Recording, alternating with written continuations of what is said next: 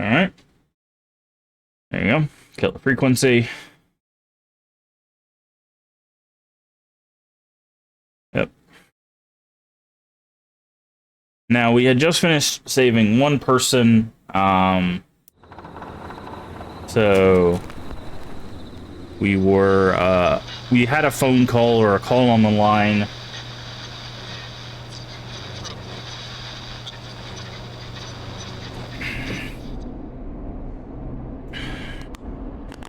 I'm trying to figure if we've played that one, played that one, played that one, played that one, played that one.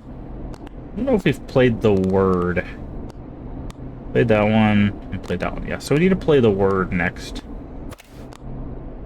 We'll put that on there. Okay. The line's lit up. I need to take the call.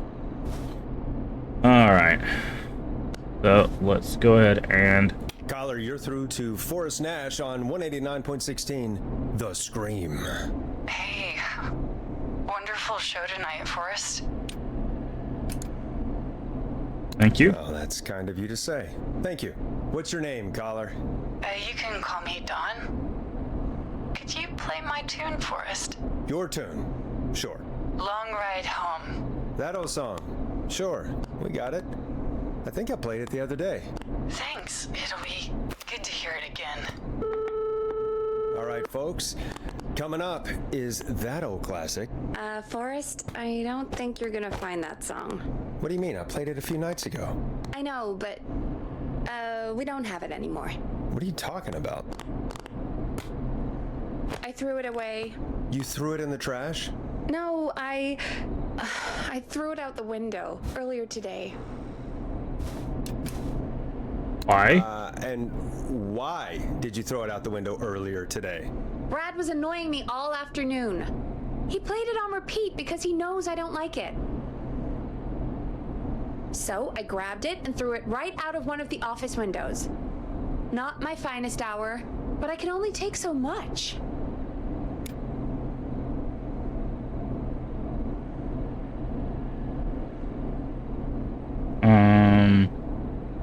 What do you... All right. So, what do we do instead then? Let's just play a different song. We've got more important things to think about anyway. Gotcha. Okay, folks. Here comes some unrequested music. Sorry about that, Dawn. Maybe try again tomorrow night. Sorry. What? Where was the one that we wanted to play this one?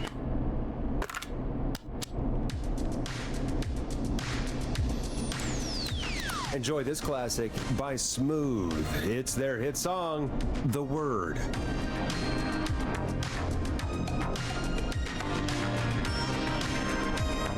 Okay. Of all the songs to request, why'd it have to be that one? Gee, Peggy, what did the barn finds ever do to you? Wrote that song, for one. It gets real old when you're forced to listen to it on repeat for years. Why couldn't they just request Roddy? Oh, Forrest, scrap the song. We have another caller. Alright. Tune down. Stop. Sorry to cut the music short, folks. Callers take priority tonight. Welcome to 189.16, The Scream. This is Forrest Nash. Forrest. Okay. Oh, thank God. Murphy was the one that picked a fight with the whistling man. What's wrong? Talk to me, Murphy. What's wrong? Oh, the killer got me, man. Why did I ever trust a guy named Master Robin? I warned you not to. Hindsight is 20/20, okay? Forrest, we need to do something. Goddamn piece of... You came to the gallows waste disposal plant. Okay. Beat on me, man. Carry me inside and lock me in a dumpster. I got a flashlight, but... Oh, goddamn. I smell smoke. I think he started a fire. Hold on, Murphy. We'll call for help right now. You gotta hurry, man. I need someone here now or I'm gonna die. power station and the Fire walk. department on the line. On it. All right. Now just It's gonna come to us. come on, pick up. Hi. Yes, I'd like to report a fire over at the Gallows Waste Disposal Plant. It's an emergency. What do you mean it's not operational? Why is there no backup vehicle? Ah, okay. Oh, god damn it! Forrest, that evil son of a bitch slashed the tires on the town's only fire engine. They can't do anything. But I have a few friends who live nearby. Maybe one of them can save Murphy. Where do they live? My friend Alex lives on the corner of Haddonfield and Romero Street, and Catherine lives on the west end of Myers Lane. And there's Jericho on the east end of Myers Lane. But he's old. Really old. Okay, I'll check the map, see who would be best to do this. Okay. So she said one's here, one's here, one's here. The problem is the one on the east is slow, so he would be the slowest to get there probably. So the Myers Lane would make sense. The problem is this, I do not think, I don't think the Romero Street would work because of this, right? It says east side McCready Street will be closed from 2nd to the 9th. It's the 3rd. Residents will be unable to access connecting roads between Rogers Avenue and Haddonfield. Rogers. We looked this up before.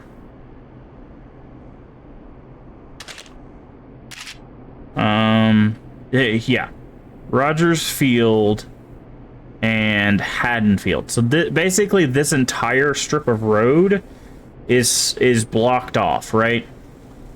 So the person that lives here would obviously be the closest, but they would have to travel the furthest because they'd have to go all the way to like basically over here and then go all the way around. The person in Myers Street is the old guy is closest, but I think the person that lives on the west side would be the fastest because they could just go down Myers, Carpenter, Gallows. Okay. All right, Forrest, who should I call? Who can help Murphy? Where's Murphy? Where is Murphy again? Waste disposal. Forrest, really? He just told us he's at the Gallows Waste Disposal Plant. Okay, sorry, I forgot. Wait, you're not gonna tell me where All you're... right, Forrest, who should I call? Who can help Murphy? I don't remember who's who. Call Jericho. All right, give me a second. That's, we might have... This guy might die, actually.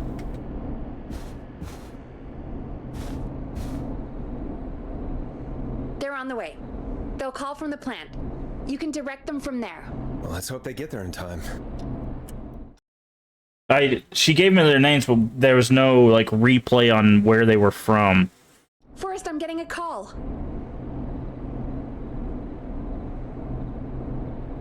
Okay. Are you sure you can't? What's happening, Peggy? Old man Jericho wasn't fast enough. I don't know why I even mentioned him, but I did. See, that's the thing is I was trying to Plant get... down. It collapsed. Okay, well... So Murphy is... Poor Fernando is gonna be crushed.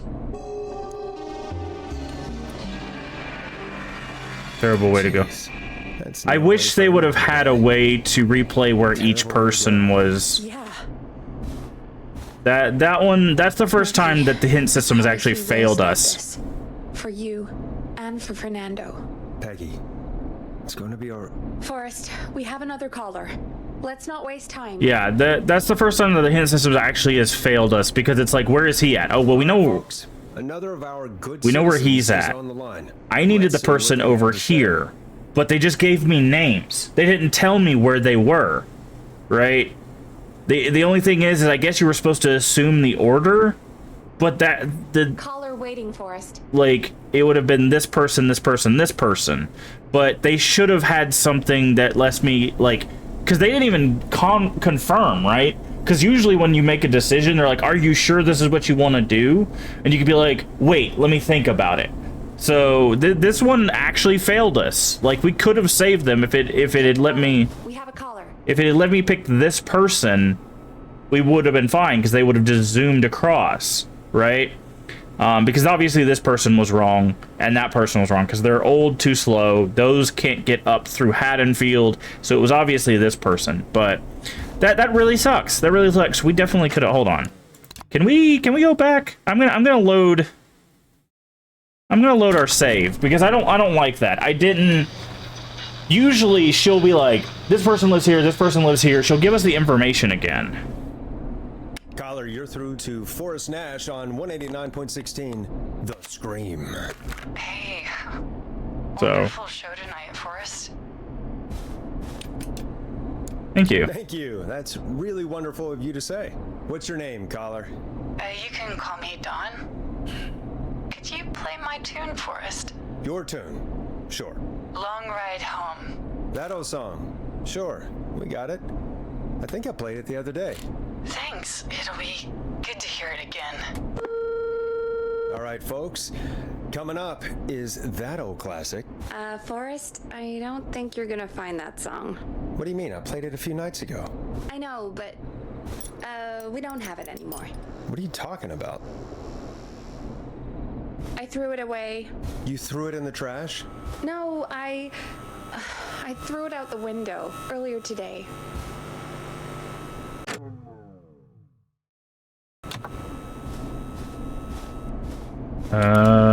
Why? And why did you throw it out the window earlier today? Brad was annoying me all afternoon. He played it on repeat because he knows I don't like it. So I grabbed it and threw it right out of one of the office windows. Not my finest hour, but I can only take so much. All right. So, what do we do instead then? Let's just play a different song. We've got more important things to think about anyway. Gotcha. Okay, folks. Here comes some unrequested music. Sorry about that, Dawn. Maybe try again tomorrow night. Sorry. Enjoy this classic by Smooth. It's their hit song, The Word.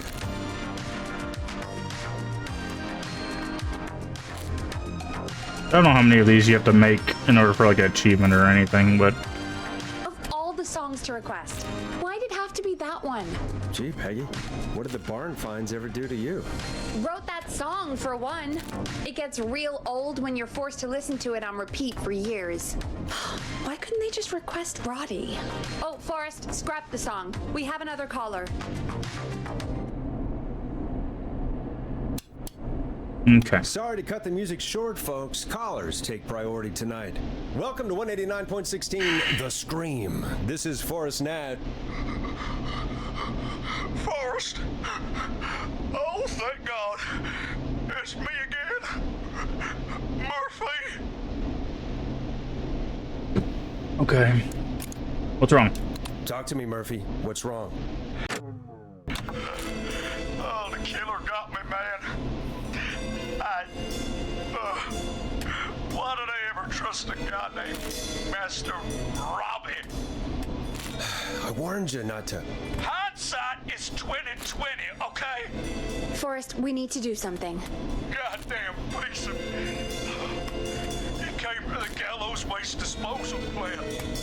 Beat on me, man. Carried me inside and locked me in a dumpster. I got a flashlight, but... Oh, goddamn. I smell smoke. I think he started a fire. Hold on, Murphy. We'll call for help right now. You gotta hurry, man. I need someone here now or I'm gonna die. Peggy, get the fire department on the line. On it. All right. Now just... Come on, pick up. Hi. Yes, I'd like to report a fire over at the Gallows Waste Disposal Plant. It's an emergency. What do you mean it's not operational? Why is there no backup vehicle? Oh, God damn it! Forrest, that evil son of a bitch slashed the tires on the town's only fire engine. They can't do anything. But I have a few friends who live nearby. Maybe one of them can save Murphy. Where do they live? My friend Alex lives on the corner of Okay. Haddonfield and Romero Street. Alex. And Catherine lives on the west end of Myers Lane. And there's Jericho on the east end of Myers Lane. But he's old. So Really old. it's Okay, I'll check Alex. the map, see who would be best to do this. See, like that right there. How am I supposed to know the names, right? We know it's not the person that lives down there, and we know it's not the old man, so it has to be the second one. But All right, Forrest, there who should I should call? Who can help Murphy? have been a thing in here, like, where's Murphy again? It doesn't help us, right? Like, it should be like, where are your friends? Where's Murphy and where are your friends, right? That's what this should be. We're gonna say it's Alex. Call Alex. All right, give me a second. Because I believe Alex is the one on the west side, because they can just go zoop across, right? I guess they could just go Myers to Carpenter across like that. They're on the way. They'll call from the plant. You can direct them from there. Okay. Let's hope they get there in time.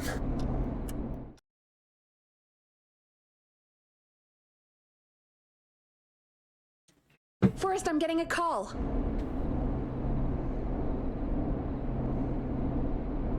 Are you sure you can't? What's happening, Peggy? Alex was too far away, too slow. The plant burned down. It collapsed. So Murphy is... Okay. So, I don't like save scumming this, but then there's something wrong with these directions.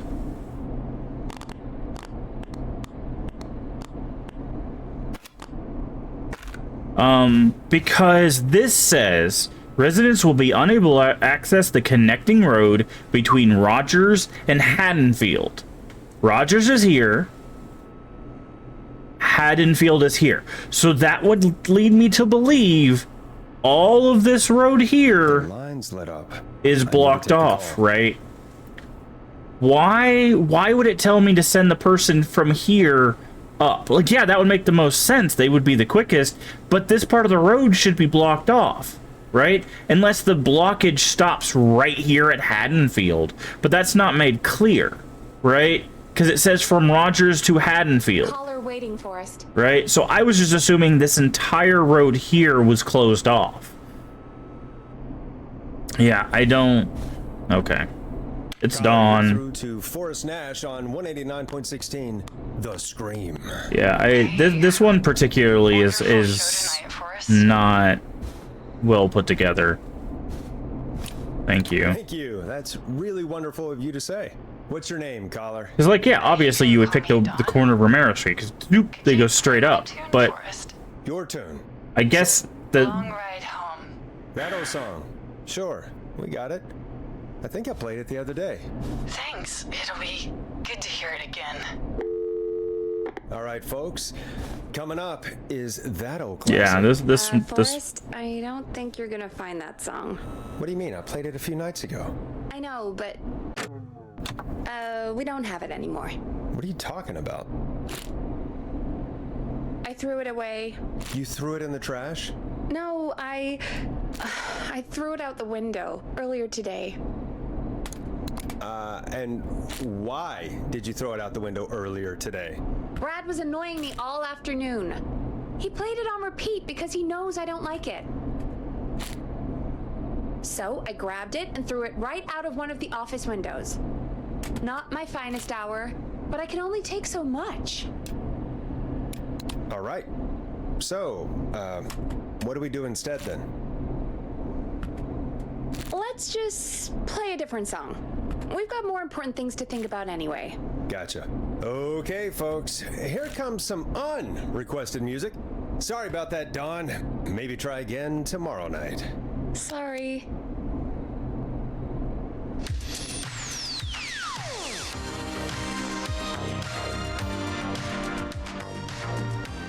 Of all the songs to request, why'd it have to be that one.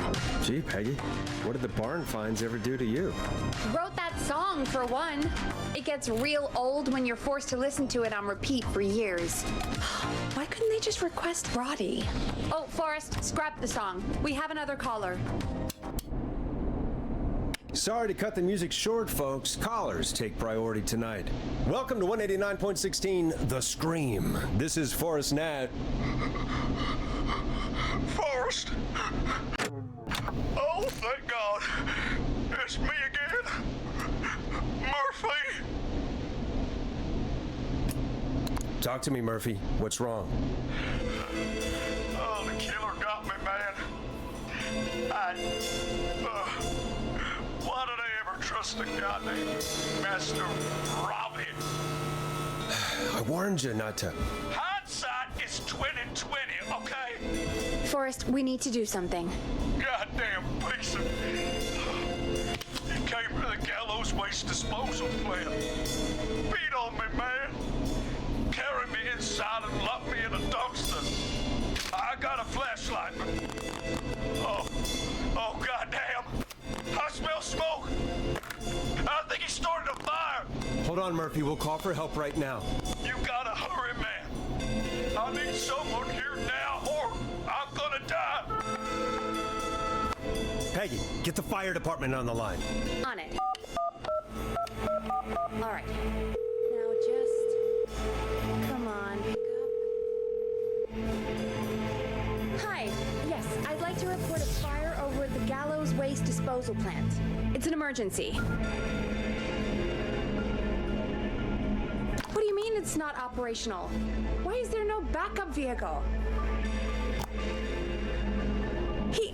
Oh, god damn it!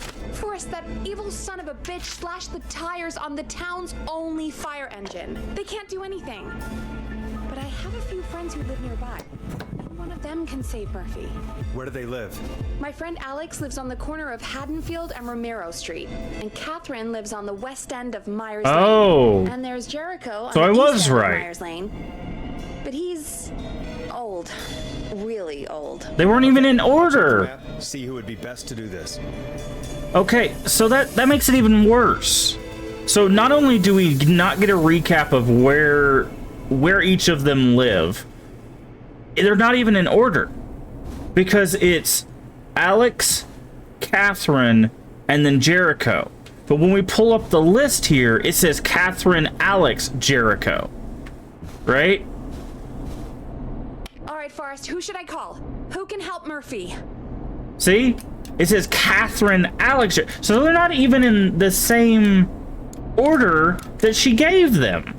Because we sent Alex thinking it was the second person. No, Alex, so I was right. Alex can't go up here because this road is closed. That's why Alex couldn't make it. Jericho's too slow, so it has to be Catherine. They could have at least put it in the same order. But she said Alex, Catherine, Jericho. But this says Catherine, Alex, Jericho, right? Call Catherine. All right, give me a second. That really, like, that really sticks in my craw, man. Like, not only do we not get where they live, again, They're on the way. they're not even the same call from the order. plant. You can direct them from there. Well, let's hope they get there in time. Right? Like, obviously it's Catherine because we know that road is cut off. Call coming in. It's Catherine. See? She and Murphy are now both on the line. That's the thing I was going to choose in the first place. That's what I said, is this person can't make it, this person's too slow, so we want this person. And we unfortunately we got bamboozled on both of those. Hello, Catherine, are you there? What's happening at the plant? The whole damn thing is up in smoke. God damn it, I'm going in. Oof. That's dangerous. Oh, my reception is terrible in here. God, my eyes sting.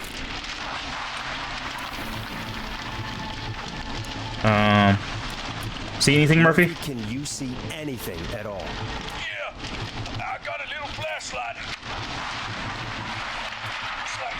It's like Recycling. bottles and newspaper. What does it say on the newspaper? It's, the Henderson headline.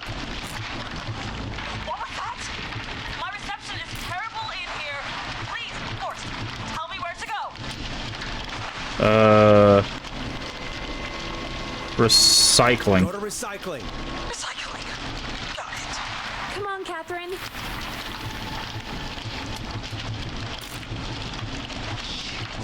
The plant smells up again. I can go shredding or crushing. Which way? Murphy, do you know what part of the plant you're in? I'm in a dumpster, man. What do you want from me?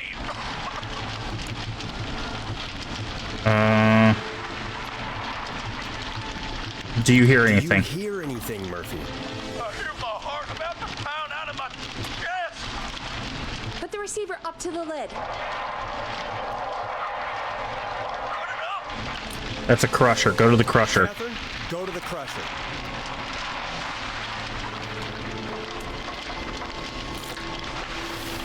Okay, it's super loud. We're almost out of time. There are 3 dumpsters here. One for Gallows Creek Council, Henderson Disposal, and Quiet Reach Municipal. Henderson. Open the Henderson container.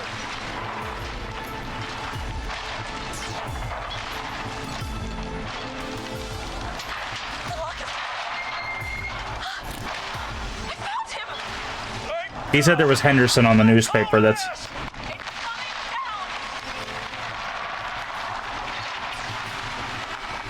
Oh, shit!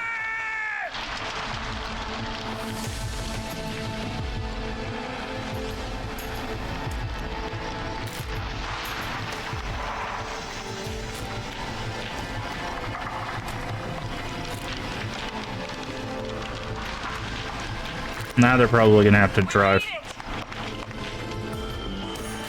Oh, man. You saved my life. Yeah. So the first half of this, if I could ask the developers, Now, please have it to where you can reiterate where people live. like you. And I'm getting my money back from Master Robbie. Hey, you just get home to your son, okay? Will do, Forrest. Well, folks, Gallows Creek has 2 folk heroes tonight, Murphy and Catherine. I'm sure their deeds won't soon be forgotten. Great job, Forrest. No time to celebrate, though. We got a caller. You know what to do. All right, folks, another of our good citizens. Wonder if it's is Dawn on the line. again. Let's see what they have to say. Welcome to 189.16 The Scream with me, your host, Forrest Nash. Forrest, Teddy Gallows Jr. here.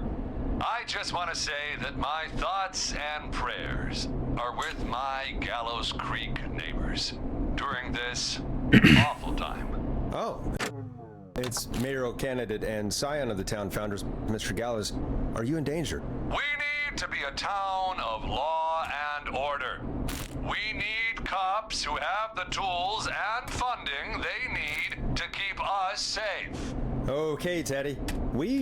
I know you're an outsider to our little town here, Forrest. But you're really stepping up to bat for us all tonight. I just want to say thank you for taking a swing for Gallows Creek. Jackass.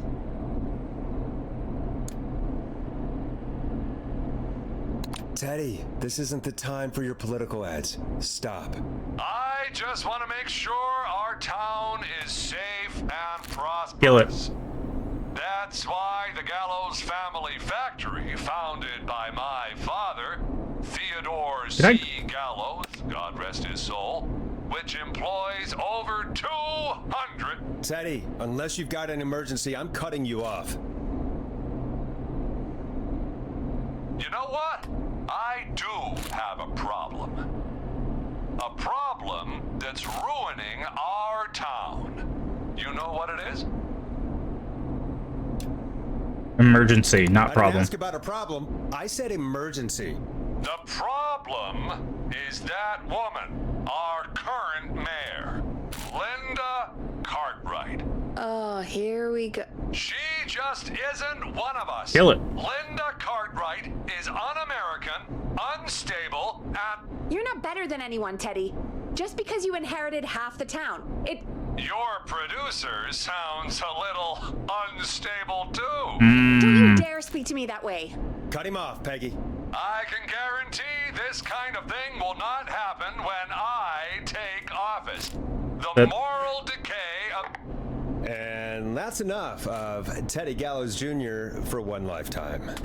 I always feel disgusting after hearing him talk. That's Just the point. play an ad, Forrest. I need a minute.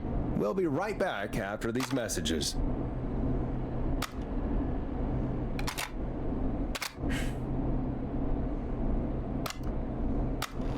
Teddy Gallows Jr. is a family man, a devout Christian, and a proud patriot. Teddy Gallows Jr. is Gallows Creek. Like his father and all I did not know that's what that was. Teddy Gallows Jr. has worked hard to create jobs, improve infrastructure, and make Gallows Creek a good place to raise a family. Unlike current mayor Linda Cartwright, Teddy Gallows Jr. lives in Gallows Creek. He's our neighbor, and he stands with our neighbors. Like Sheriff Matthews, who, after years of keeping the peace, Mayor Cartwright is trying to force into early retirement. Teddy Gallows Jr. doesn't believe in keeping a good man out of a job. Teddy Gallows Jr. believes in the American dream. Does Linda Cartwright? Help Teddy Gallows Jr. keep Gallows Creek a good American town. Help him become mayor. Take a swing for Gallows Creek. Vote for Teddy Gallows Jr. My name is Teddy Gallows Jr., and I approve this message.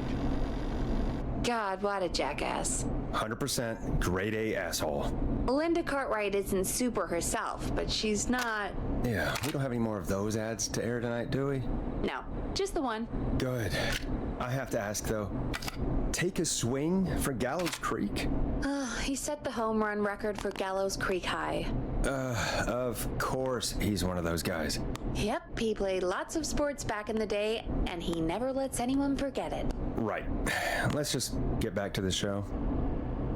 Well, folks, hearing that reminds me that every vote matters. That ad really made me want to take a swing at Teddy Gallows. You mean take a swing for Teddy Gallows? Yeah, sure. Let's find out from our next caller who's got their vote. Caller on line 1. Okay, so it's saving. We're gonna go ahead and save.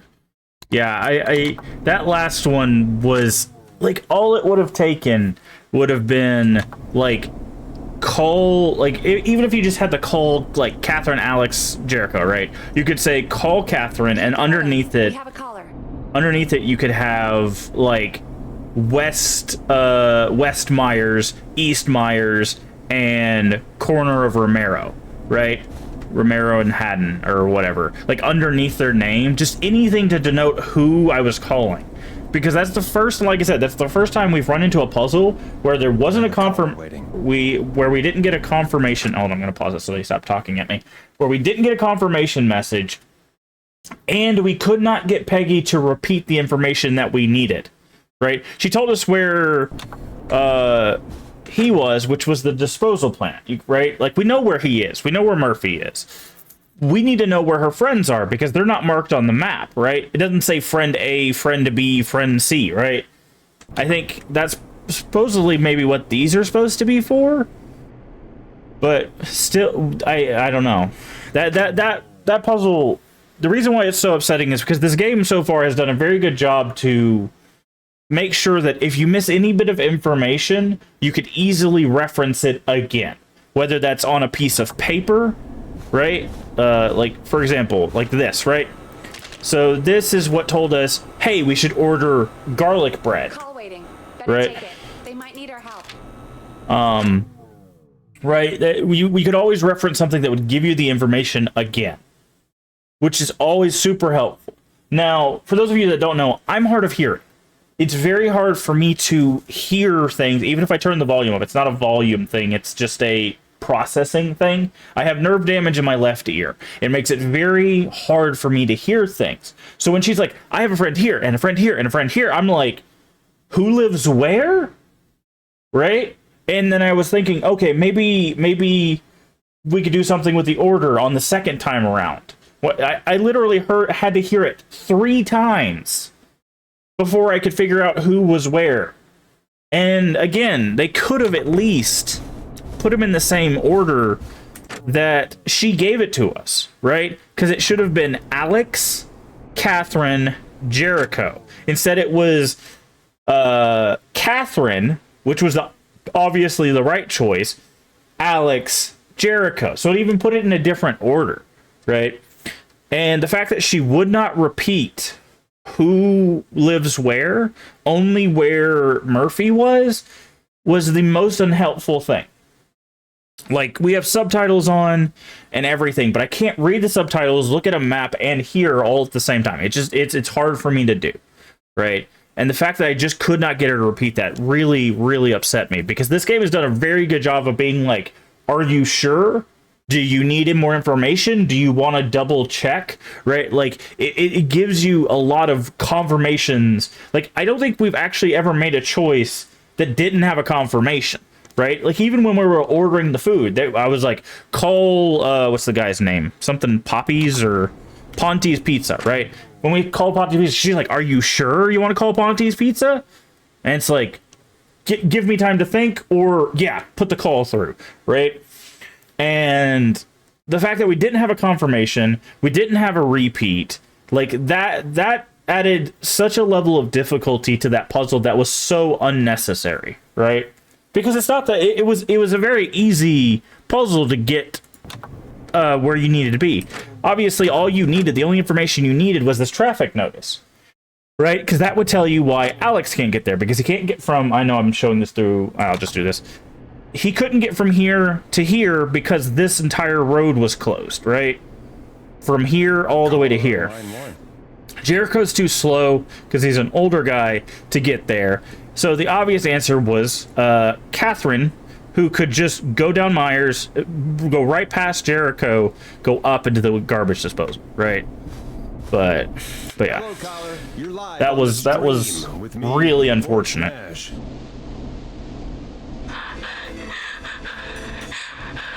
Okay, we got somebody new. Hello, caller. Who is this? I need the police.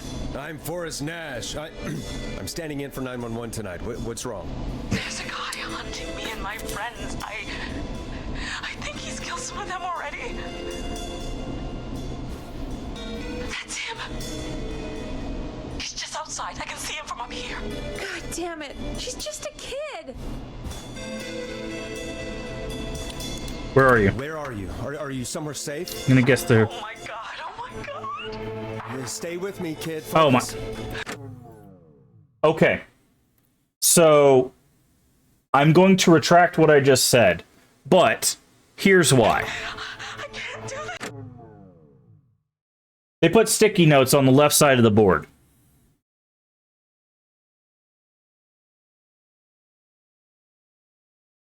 You can see them right there next to the buttons.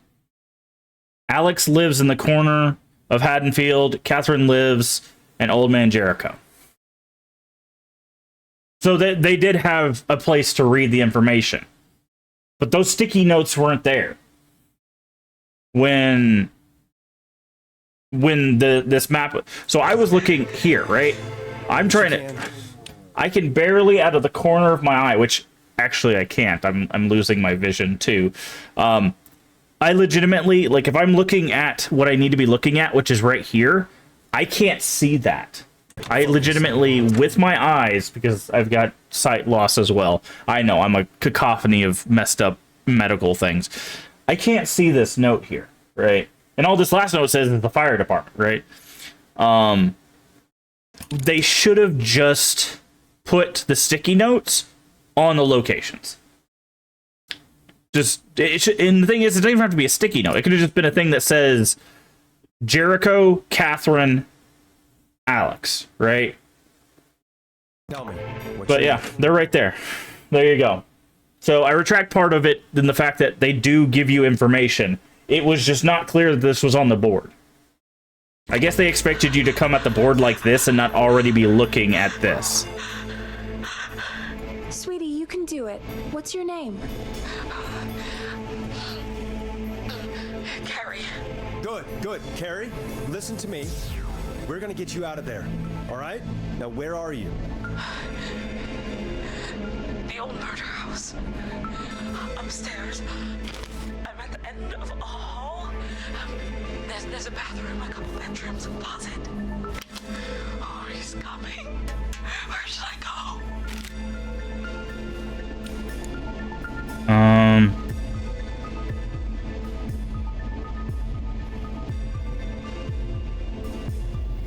Bedroom? Go to the bedroom. Okay,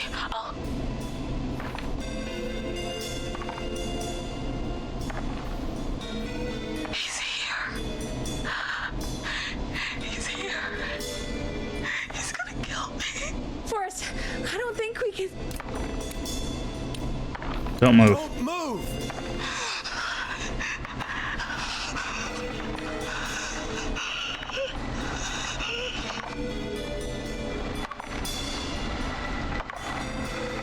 This is a different killer.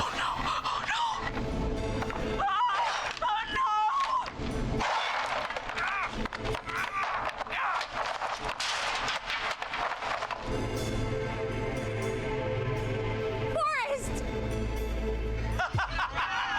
Yeah. Because he wasn't whistling. What? What? Are you kidding me? Okay, what the hell is going on here? Who's on the phone, Carrie? The cops? It's just a joke, jeez. Wait, isn't that... Jimmy, that wasn't funny, you sicko! Of course I called the cops, but some guy just answered instead. What guy? Forrest Nash, what the hell are you all doing? It's prank night, old man. We're just having fun. That's the kid! The kid who called in earlier pretending to be the whistling man. That's it. I'm out of here. You're sick, Jimmy. Jimmy, this is a pretty sick thing to do. What? It's whistling night. That little idiot. Whistling night? It's a stupid tradition. Especially stupid since that one kid died back in... Would you take off that stupid mask if it's hard to breathe? Who's under there anyway? Is that you, Seth? Idiot! Seth is right next to you. That's, Uh-oh. Wait. Oh no. Who are you? Oh no, man!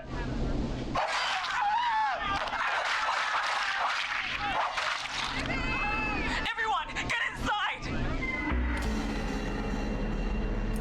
Everyone, run!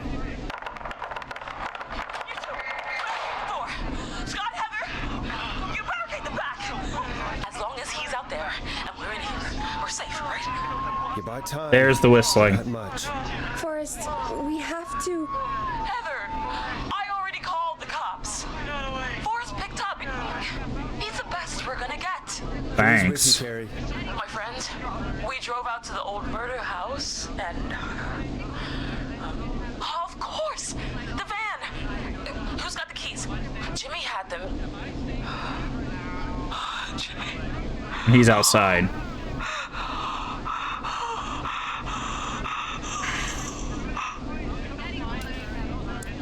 It's going to be okay, Carrie. Okay, it's gonna be okay, Carrie. Right. We'll figure something out. Between all of you, there's gotta be a way to beat this. Just sit tight, okay? Heather, shut up. If we do that, we're gonna get killed. If only Jeannie were here. Jeannie? Jeannie McPherson? Our intern Jeannie? Yes.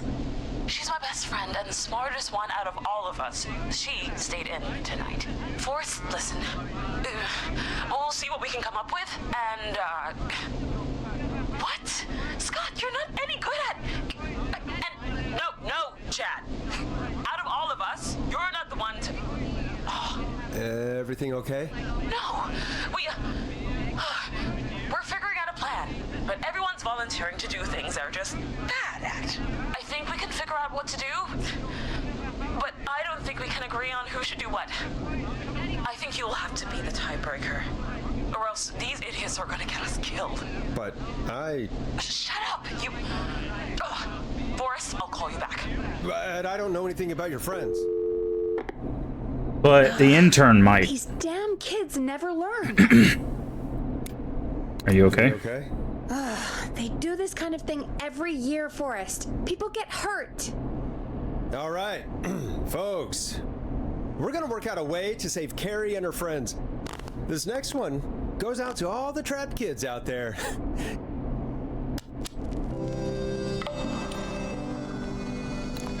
Peggy, you mentioned something about their friend working here? An intern? Yeah, Jeannie. Seems a nice enough girl, but a bit head in the clouds, you know? Not sure why we took on an intern. We really didn't have the office space for one. Poor thing got tucked away in a dark corner somewhere downstairs, I heard. All right, Okay. I'll go see if I can find her desk. Hopefully she has something we can use. Okay. But, yes. I will, again, I will retract that they do give us the information here, right? On sticky notes. So the information is visible and referenceable. So that's fine. The problem I have is if I'm looking where I should be looking, unless I'm here, I can't see them, right? Because I was like here, right? Because we were looking, we were like, okay, Myers here, this here, that there. Like all of our information is in this like little spot here, right? So that's the problem I had. Also, again, I have sight problems as well as hearing problems. So, but.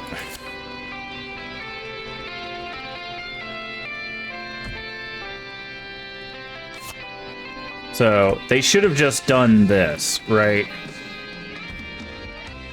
And then, of course, this note was, like, right here. Right? And we don't need the fire department. They should have just put the notes there instead of on the side of the board. So...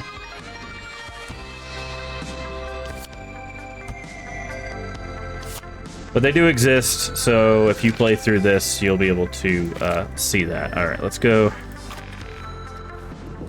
You don't have a key for us?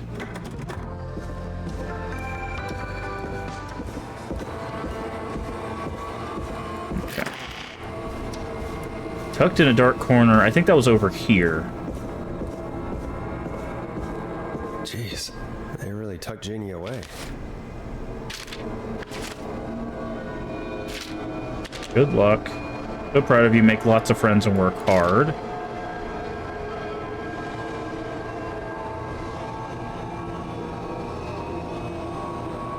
Putting stickers. Okay, so we found their quiz. Was the quiz the only thing? Bill was here.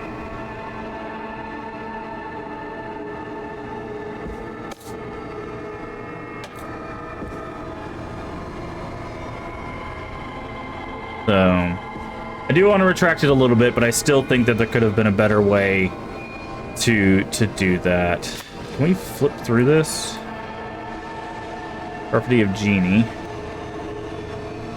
Jimmy and Jeannie Storm Riders, okay.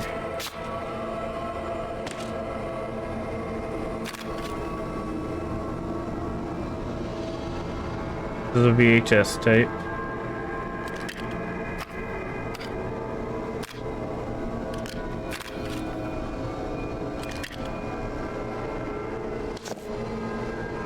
Okay, so I guess we just need the list that we already have upstairs.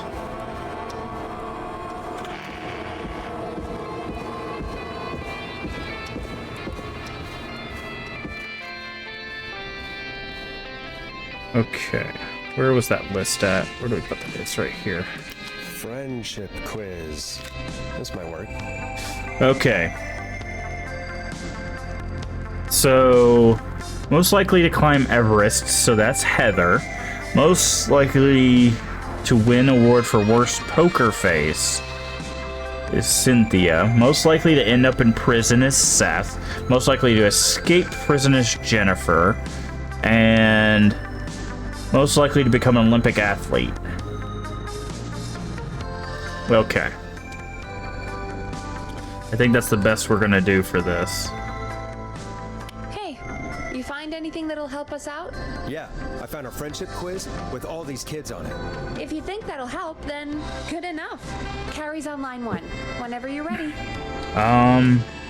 Let's take another jab at downstairs to make sure we didn't miss anything.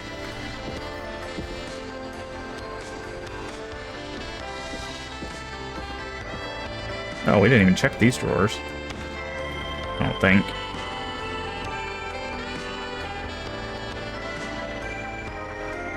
Okay. What is this? Flies, I guess? But yeah, it would have been a little bit nicer if the sticky notes just went into the place, or if she had just like been able to retell us or something. Okay, I don't think we saw anything else in her area. Let's see. Can't move this. Can't grab that.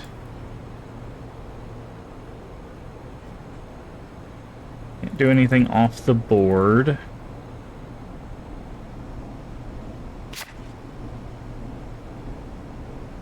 Timmy and Jeannie. Yeah, I don't think we're gonna get much else. Okay. Good to know that that exists, I guess.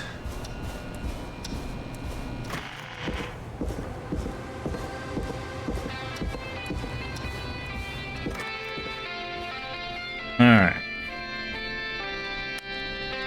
When you're ready, shut the music off. This is Forrest Nash, back again with an unlucky caller on this unlucky night. Carrie, are you there? Yes, we've got a plan, but we can't agree on who should do what. You want me to be the tiebreaker? Exactly. I'm ready. What's the first step? Okay, first things first, we'll need a spotter. Someone who can keep an eye on the killer. We'll need someone on the roof. It's gonna be a hard climb. We're deciding between Heather, Kyle, and Hot David. Okay, so that would be Heather. Heather's got this. Yes, Heather, he picked you. Now please, stop talking about all your cheerleading trophies. Part 2, the Whistling Man padlocked the gate back to the road. Before we drive out of here, we need someone to pick the lock. Seth, Jennifer, and Scott all want to do it. Jennifer. Jennifer. Jesus, Jennifer, you carry a bump key? Why didn't you say so Nice. earlier? Anyway, that brings us to part 3, getting the van keys. I'll volunteer for this. I don't know Jimmy as well as you guys, so it'll probably be easier that way. Then is part 4. This plan is impressive. This is a very detailed plan. I'm impressed. Yeah, it's weirdly easier to think when you're about to die. You're doing great. What's the next part? Part 4, we need someone to lead the Whistling Man away. We need a fast runner. For this one, we're trying to decide between... Who was it again? Hot David. Hot David, Cynthia, and Scott. It would be Hot David because it says most likely to become an Olympic athlete. Cynthia and Scott. So it has to be... Okay, so this one. Who should lure them by running away? So it's going to be Hot David, I think. Because Cynthia and Scott have terrible poker faces, so they can't do it. So it's going to be Hot David. Hot David.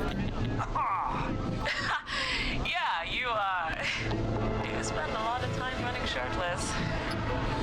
You got this, Hot David. Sweet. Okay, let's recap. We get the eyes on the roof. A runner distracts the killer while we grab the van keys and pick the lock on the gate. Now the tricky part. The getaway. Ooh, what's the plan there? Well, we can't all outrun the Whistling Man. But he thinks we're just a bunch of stupid teens. So, let's use that against him. Part 5, we trick the killer into a trap. Someone can pretend to be injured. Who would make the most believable bait? Who you got? We got Lisa, Tammy, and Cynthia. Okay, Cynthia's a no. Tammy's a no. Lisa's the only one that's not on the worst poker face list, right? So this is because she's most likely to end up in prison. But Tammy is on the worst poker face, and Cynthia is the worst poker face. So it has to be Lisa. Lisa. Whoa. You're right, Lisa. Having to smile at rude customers is perfect practice. Yeah. That should take care of the killer.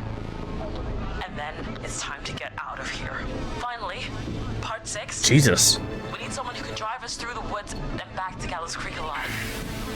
Who's our getaway driver? Seth. Should it be... Who have we got? Chad, Scott, Cynthia, whatever. Forrest, you know what to do. Okay, who should drive the van?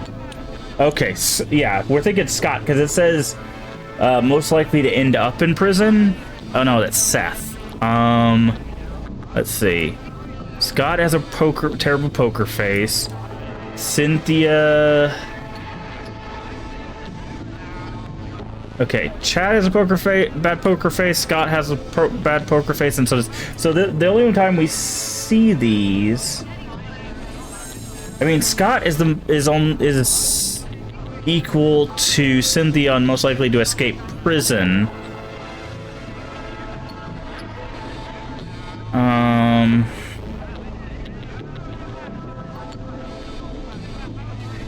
I think we go Scott here. Because he's the most likely to escape prison, so like that would be a getaway. So let's go Scott. Scott. I know we all love watching American Skid. Yes, yeah. Just do what they did in the movie. Thanks, Forrest. We'll just take a few seconds for ourselves, and then it's go time. Sounds good. Talk to you in a sec. Good luck, Carrie. The reason I picked Scott is because he's the only one on the list to escape prison. Good plan. Right? Impressive as hell, right? Damn straight.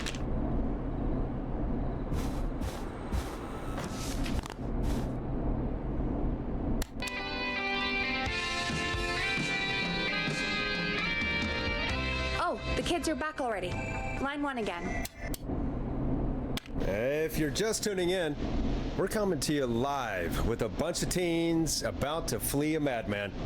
Listener discretion is advised. Are you ready, Carrie? We're good to go, Forrest. Okay. Good luck. Good luck. And Godspeed. You got this. Here we go, everyone. Spotter, to the roof. Go, Heather. She's off and away. All right, Renner. Get ready. Wait for the spotter's signal. Spotter says go.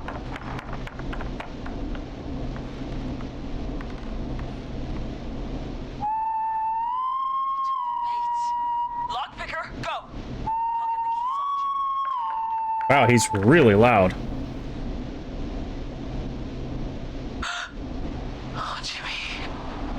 Oh, his face is... The keys, Carrie. You need to get the van keys.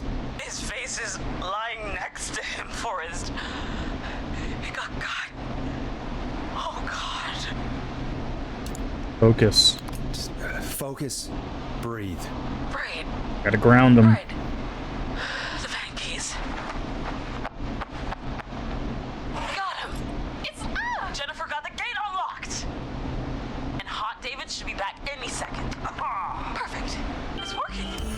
I can't believe it's actually working. So now You're we doing great. So now we just need the driver. You got this. We got this. Next step, trap the killer. All right. Wait. Get into position. Everybody else, hide.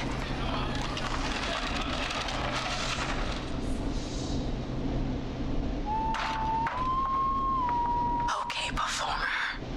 Now, act like your life depends on it. Oh. There he is. He's buying it.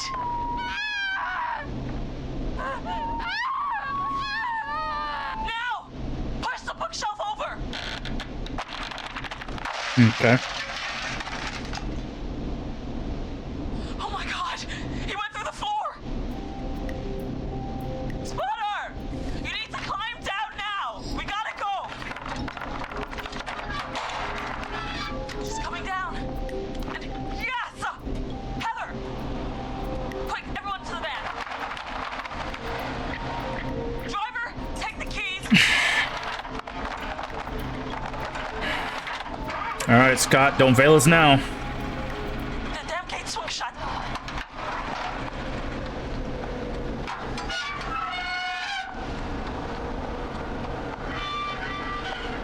Huh? What? It won't stay open. I'll hold it. You drive through. Carrie! What was that? It's a whistling man.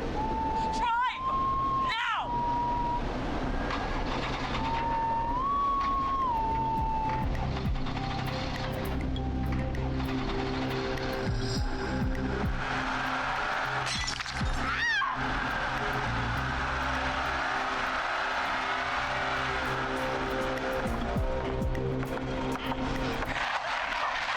Let me go! Just go! Just drive! Oh my god. Please, no!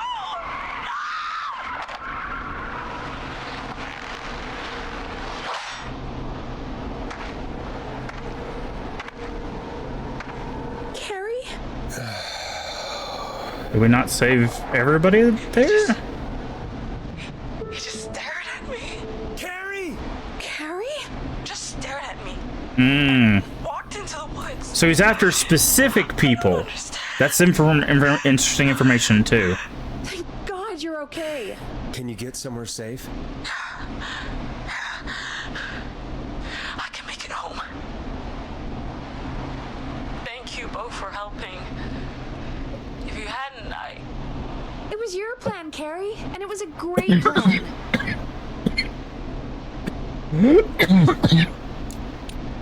It was really all you, Carrie. Still, I need to get home. Breathe, Carrie. You're okay now. I'll call you when I'm somewhere safe. Talk to you then.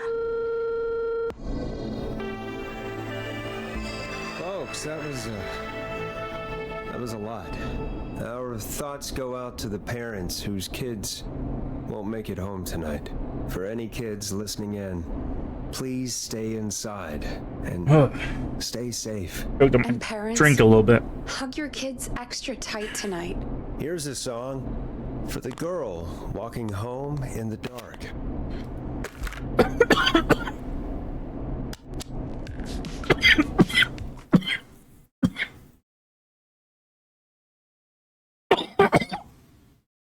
Hey, we had a call come in.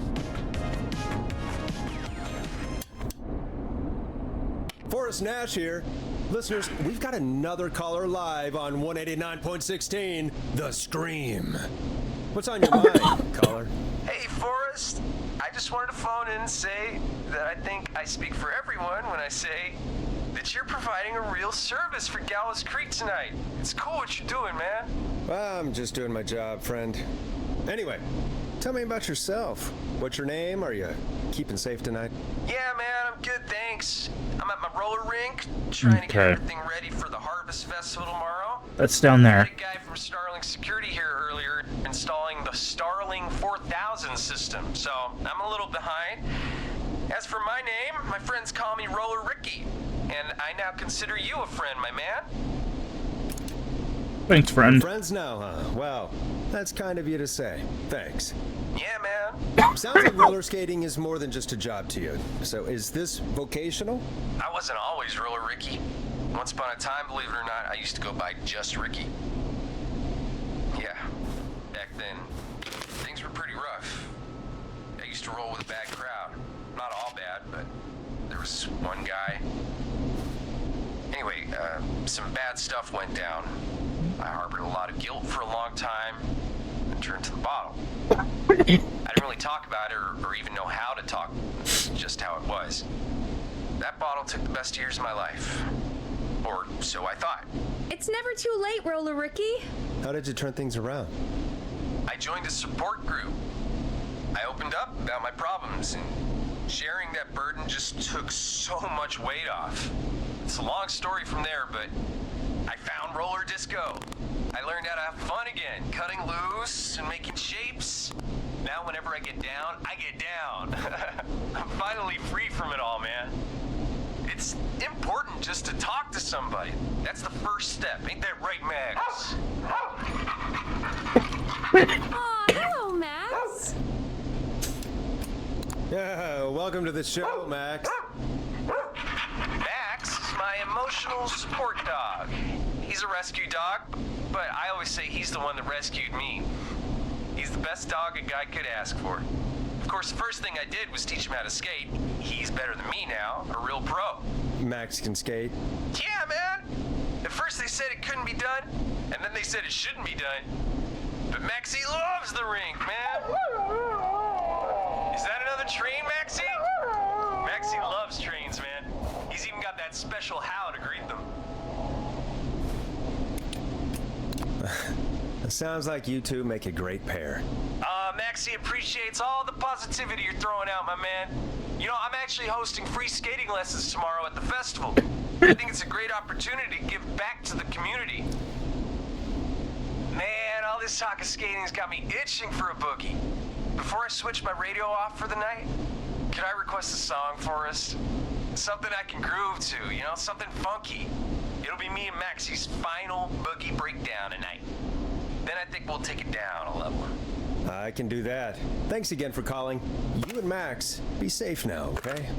Bye, Maxie. You got it, man. Peace. Well, folks, this next one goes out to Roller Ricky and Max. Enjoy.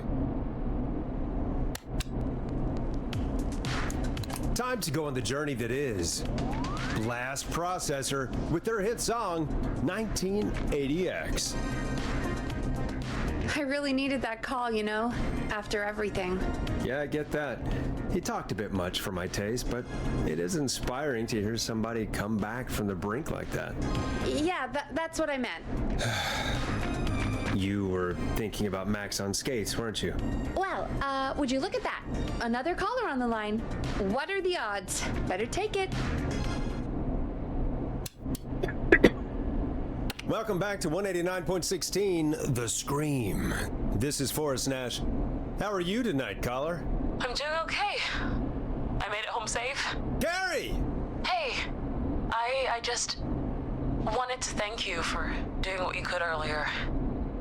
You know, even though not everybody made it, and, I don't know. Hey, it's okay. You were so brave earlier. You're safe now.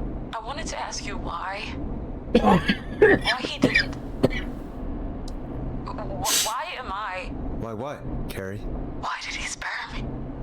After what he did, why let me go?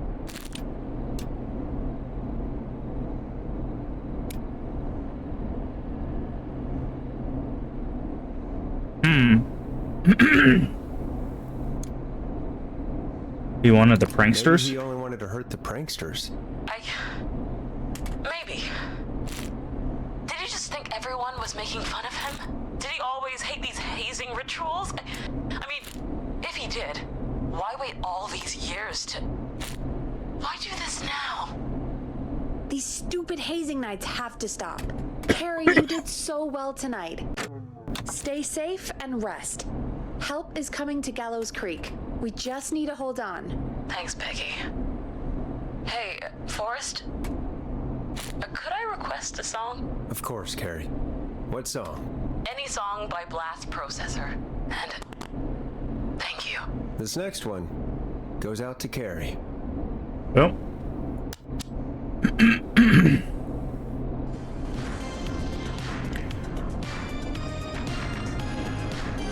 You know, what Carrie just said has really got me thinking.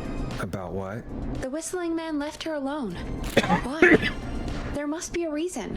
When it comes to masked whistling killers, I don't think a reason is a key part of their process. Well, it's something to consider. I need to take a break. If you want to stretch your legs, now's the time. Just hit the Peggy button when you want to get back on air. Okay, she's telling us to stretch our legs, which is interesting.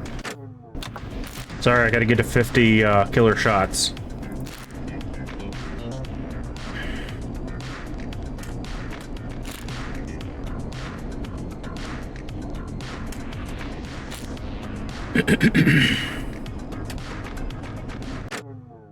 Alright, 2 more. Probably like an achievement for like 100 of these or something. Alright, that's 50.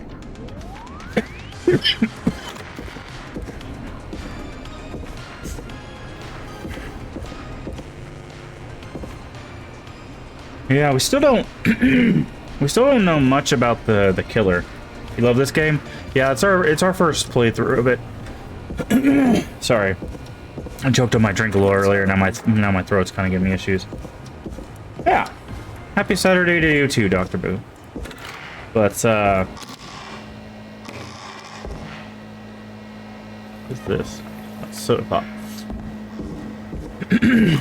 But we know a few things. So that's the first time we've heard him not kill somebody. Also, we have the name Clive, which is interesting.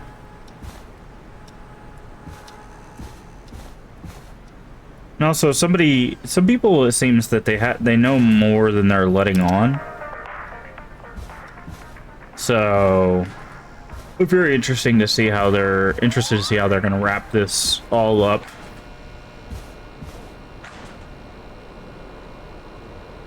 What's that sound?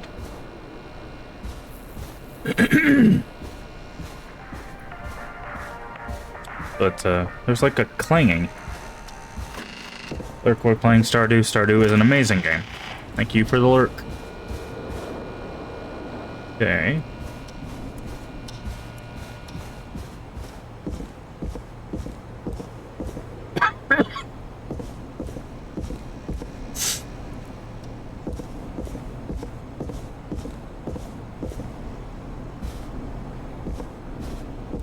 Okay, there's also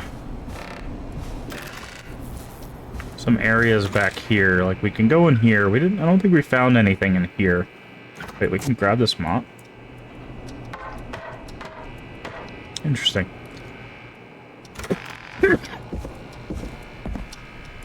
Okay.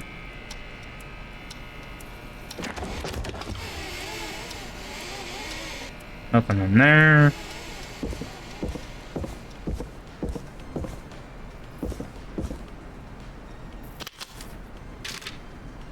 Can't read that.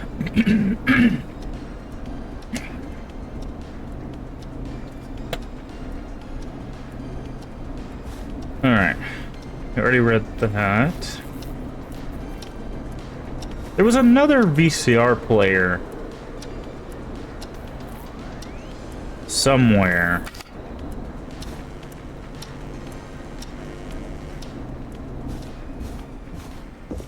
I just don't remember where I saw it.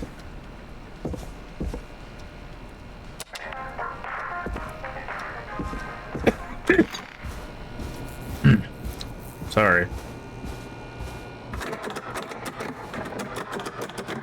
Yeah, the stairs are blocked. Locked. For now.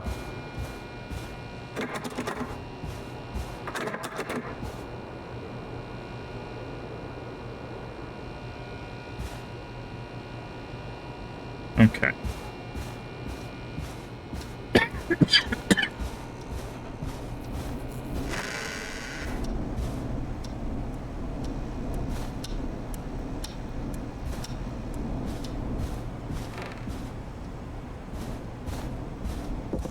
Oh, here it is.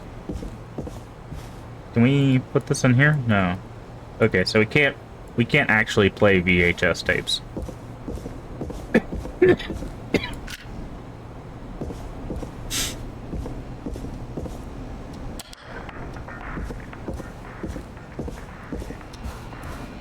Alright, I think we're good to move on.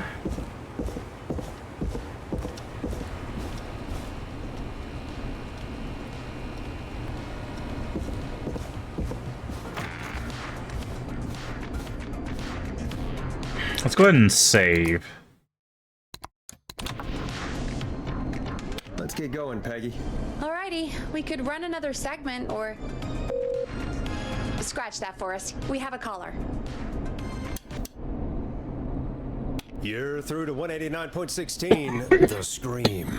What's your emergency? Hello again, Forrest. Oh, that call with the teen.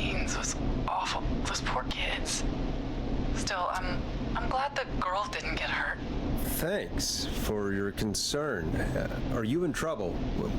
What's on your mind? I wanted to ask you again to play my song, Forrest. You said you were gonna play it, but you didn't. Your name was Dawn, right? What, Peggy? Yes. Oh, well remembered. My name is Dawn, and I wanted to ask you again to play my tune, Forrest. Long Ride Home? You know, the one that Peggy said she threw outside the window? You must love You it. must really love that song. If you're going up to ask for it when you know we don't have it. Well, I do love it. And I don't want to argue, but you do have it. It's just outside the window.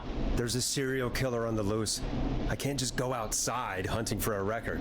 I'm really sorry, Dawn, but we just can't get it right now. But wasn't the Whistling Man just at the old murder house? That's miles from the station. It won't take you a second to grab it.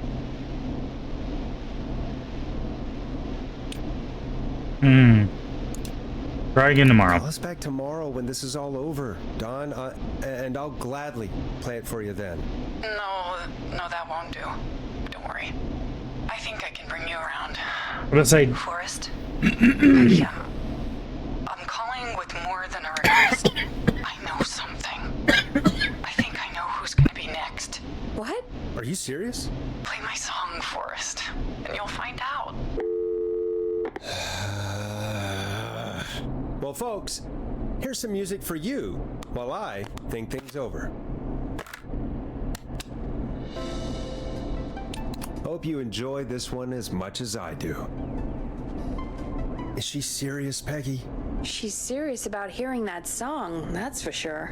Peggy, I mean, is she serious about... I don't know, Forrest, but we don't really have a choice, do we? If she's telling the truth... All right, I'll do it. Okay. You're a good man, Forrest. I'll slide you the key to the fire door. Wait, our fire door has to be unlocked? Yeah, you know, I never thought about it, but yeah. That is a fire hazard. Anyway, I'll hold the fort down while you're out. Maybe I'll even get a caller. That could be exciting. 189.16, The Scream. With me, Peggy. Okay. So now, fire door. Locked tight. Fire door.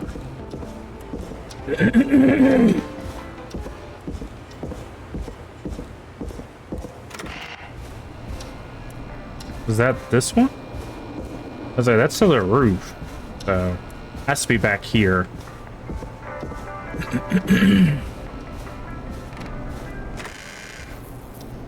Okay.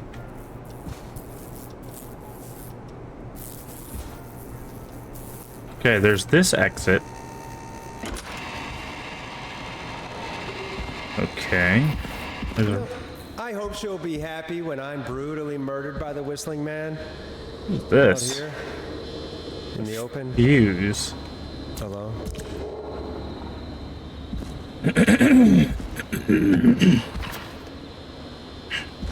There's another fuse. Okay, we're gonna... Of course, it locks behind me. And of course the key doesn't work on this side. Fantastic. Maybe there's another way back in through the basement. A door, or elevator, or something. Okay, so we need to be careful out here, I'm assuming. There's another fuse. What the hell was that? Okay. Another fuse. This is where we're gonna go face to face. There's a fuse there. Okay. So we're collecting fuses. I'm guessing there's gonna be something in the basement. Alright. Which window would she have thrown it out of? The one over there. Where the red light is. Or is it other fuse? There we go. Make sure we don't miss any fuses. I'm guessing that we're gonna have a fuse puzzle.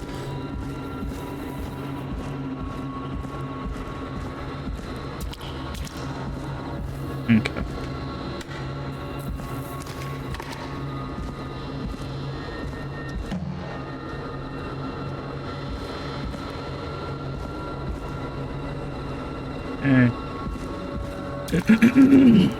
Well, hello there, friend.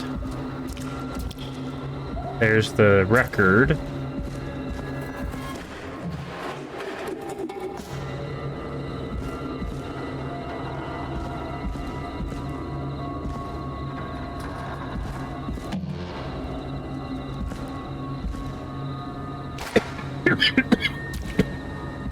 Again, I apologize. I drank some tea and it irritated my throat because it did not go down the right pipe.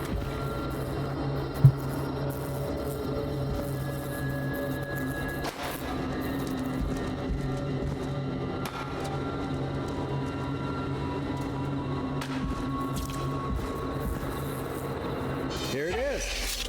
Long ride home. Looks like I'm gonna have to hunt around for some new fuses.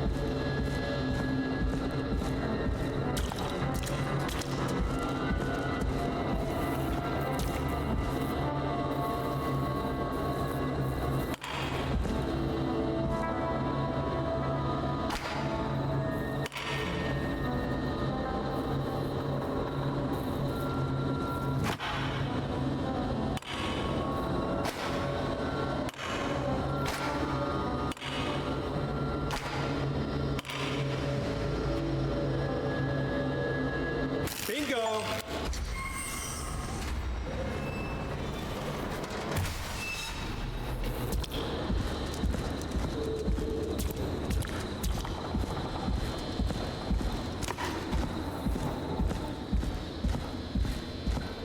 I could probably survive that fall.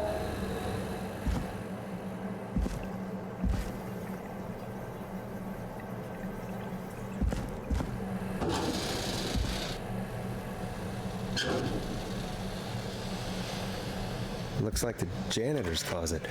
Oh, what did Peggy say his name was? Clive?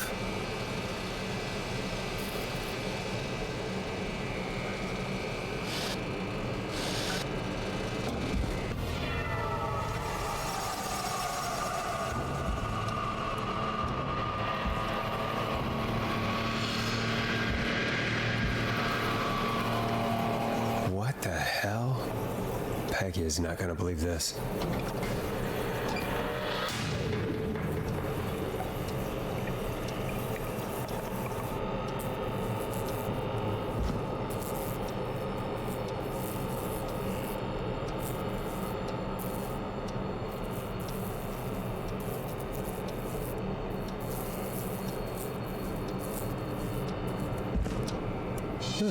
There's a key. I'll just take that. Might be important.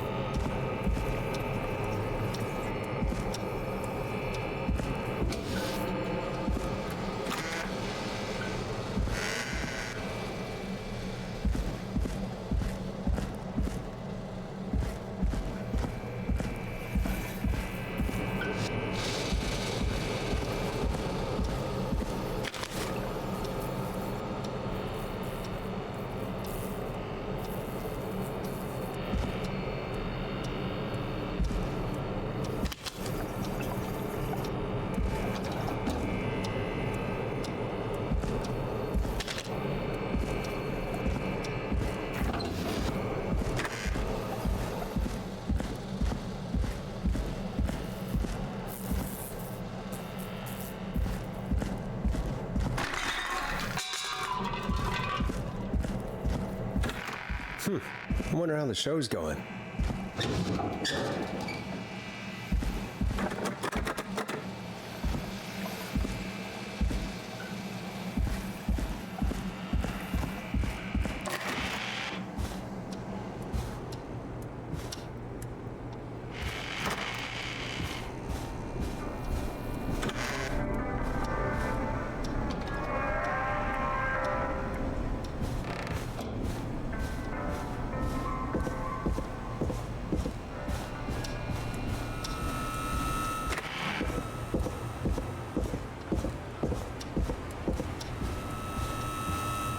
Isn't that such a good song, folks? And now for... Jesus, Forrest, you've been gone for ages. I thought something had happened. Something did happen. Clive the janitor might be Clive the murderer. What? I'll start from the beginning. The fire door locked behind me. All right, sorry, my mic was muted because I was trying not to cough in you guys' ears. All right, 2:40. Remember, they said it was going to take 4 hours. We started at midnight. Why did you heave that thing all the way up here?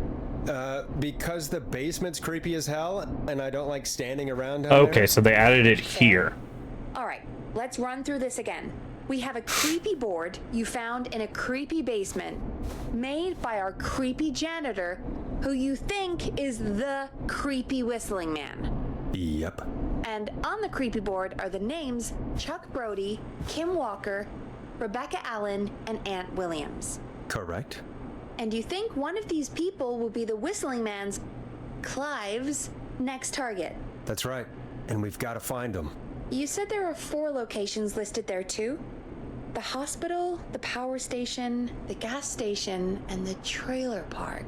Clive must think the target is at one of those locations. Forrest, you're gonna have to figure out if any of the potential targets are at one of these locations tonight.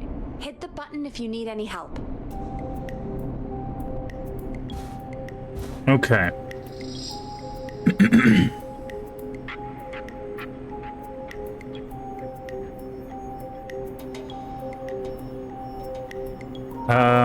Lead engineer Ant Williams and junior engineer Sean Everett. So community service. So Ant Williams is in the car club? Okay. Tragedy struck Gallows Creek yesterday afternoon after a bus failed to stop and crashed the fuel tanker. Deceased is Rudd, Houghton, Stein, and Mildred. So none of those.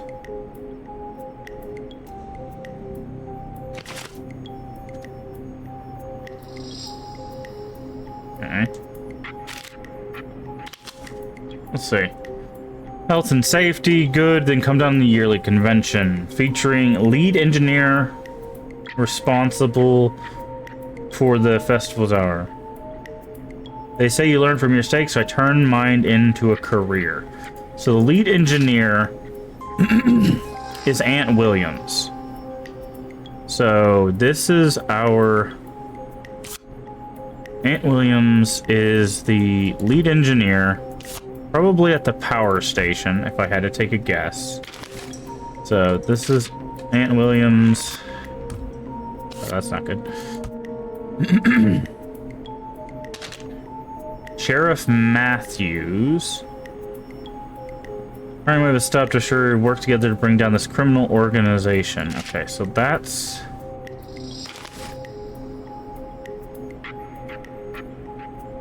Okay. So that's about... Okay, Chuck Brody. Call for donations to help Chuck Brody. Captain Chuck Brody suffered a career-ending injury as a victim of the... Okay. So... So Brody got injured. We don't know where he works, though. Okay, we'll move on with that. Rudd, Houghton, Stein, Mildred. Okay, so we don't know about that.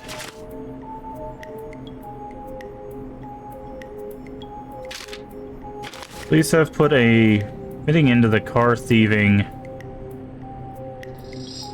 An informant who remain anonymous will be hereafter be referred to as R.A. R.A. Do we have a Rebecca Allen? Okay, so that's Rebecca Allen.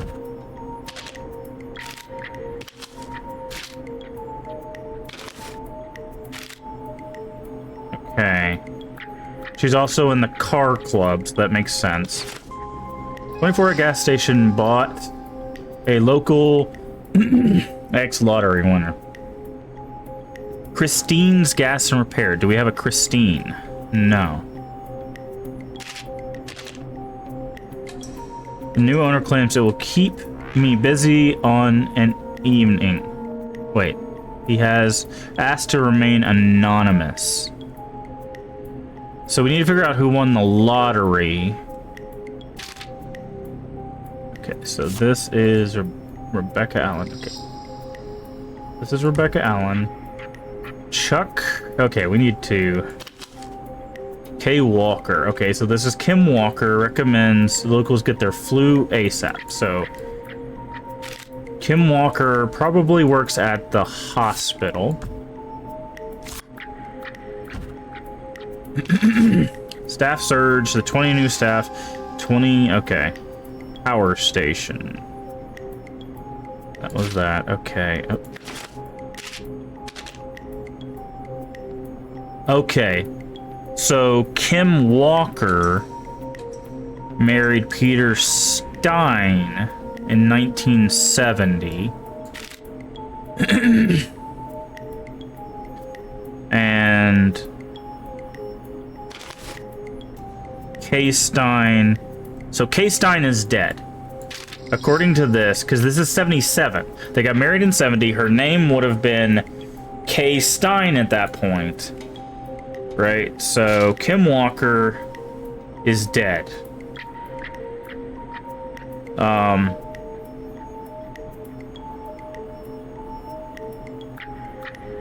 Although this doesn't make sense. Because it says 84. Local doctor recommends locals get flu season is upon us. 84 is no different than any other year. Make sure you're protected. But she would have been dead by 84. Because she was supposed to have died in the wreck. Interesting. Okay. Local legend takes to Manhattan. Diary of a car thief moves out to Gallows Creek to new life in the big city. She stole cars in a lifetime, our time and money, said the reviewer. Read more on page 15. Okay. So she, car thief. Maybe Rebecca Allen?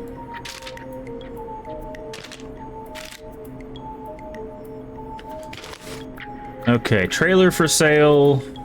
Contact estate agent Tyler Wallace. I'm sick of being a local celebrity. People are so mean to me. I only stole a few cars. Who cares? Buy a new one. I'm selling my trailer and leaving town as soon as possible. I want to get out of here, so please buy it. Okay, so that's Rebecca, and she's at the trailer park. So that leaves Chuck Brody at the gas station.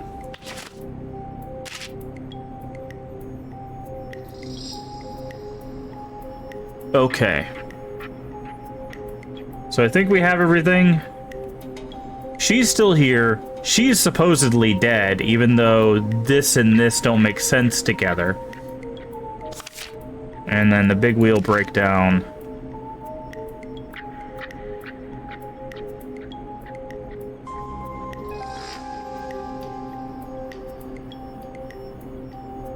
Big wheel breaks free, 15 injured. Who's to blame? Okay, Gallows Creek.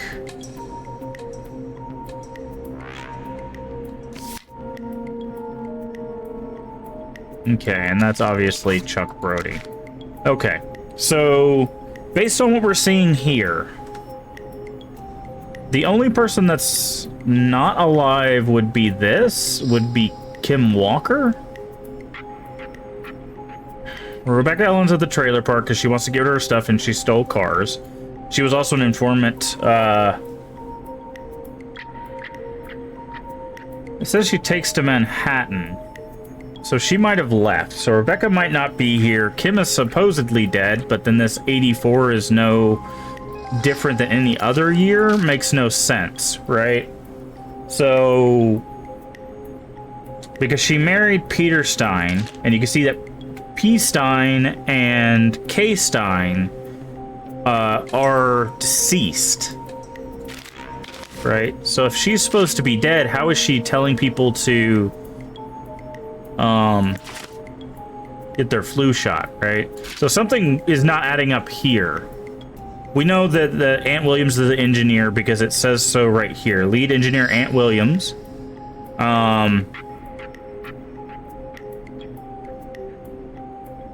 And then the mystery guest is lead engineer responsible, which was Ant Williams. That's the disaster that injured our friend here, who might still work at the gas station.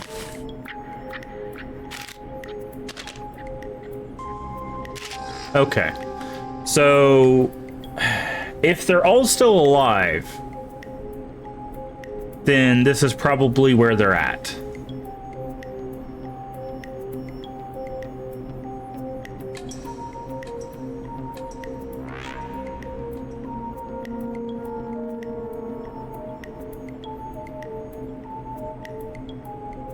Yeah. Yeah, so I'm guessing that's what it is. Okay, so what do we need to actually do? How's it going? I could use some help, let's see. It's not going well. I could use some help. Okay, let's review the basics. We need to work out who the next target is. There's 4 locations, right? And 4 people. We need to figure out if anyone is at any of the 4 locations tonight. And if they are, we can call them and warn them. There must be some connections between the notes. That makes sense. Great. Need any more help? How are we supposed to tell who's there? What year is it? Hold on, what year is it? It's 87. Tuesday the 1st through Sunday the 6th. Okay, so this person is not at the power station. So Ant is not here because they're currently at this safety convention. Okay. Kim is probably still at the hospital. And this person, February 11th, takes to Manhattan.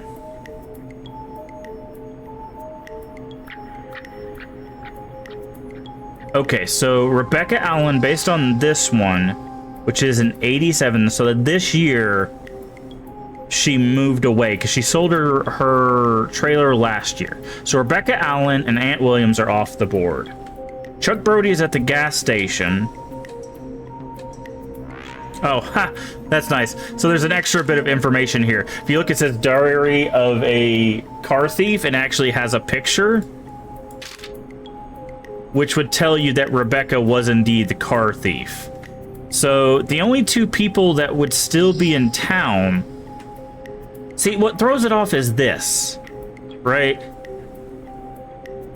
They got married in 1970. She supposedly died in 77. How did she make a mention in 84, right? This would have been 7 years after she supposedly died.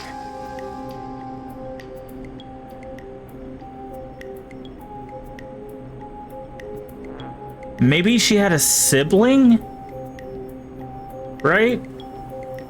So maybe this is a sibling or someone else that has last name Walker. But she's dead, right? So Kim Walker got married, changing her last name to Stein. So Kay Stein got murdered by or is dead because of a bus crash, right? Because it says Mr. P. Stein, which is her husband, Peter Stein, and Miss Kay Stein, which would be Kim.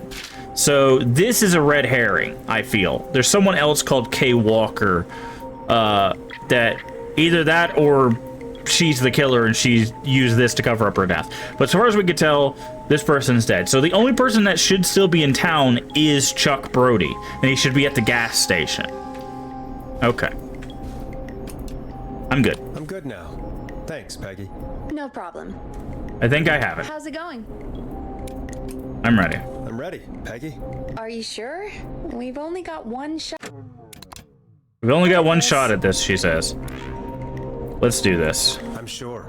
Let's do this. Okay, name first. Who do you think the target is? Chuck Brody. Chuck Brody. And where will I find them? Gas station. The gas station. Okay, I'm dialing. One moment.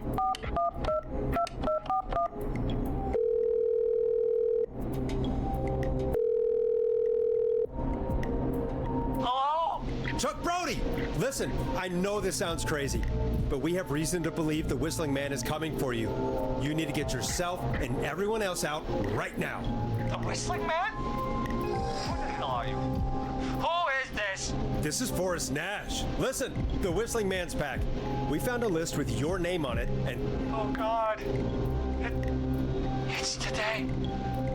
The year I finally let myself forget. Forget what? forget what? Forget. No, man. I gotta get out of here.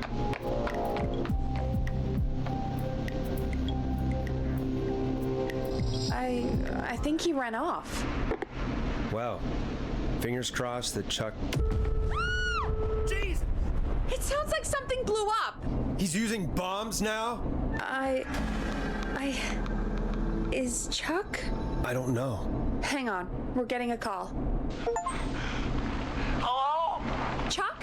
Chuck! Forrest! Wow. He blew up the entire gas station. Well, he did burn down the plant, so. I got everyone to follow me out. The town's only ambulance was blown to hell, though. Yeah. Damn it, that fireball threw me. I've got to get to the hospital. I'm not feeling great. Forrest, man. I can't thank you enough, but... yeah. I gotta go. Wait, Damn it. We lost him. What was that about today? Oh, Forrest, the call board is lighting up. Get us into some music while I deal with this.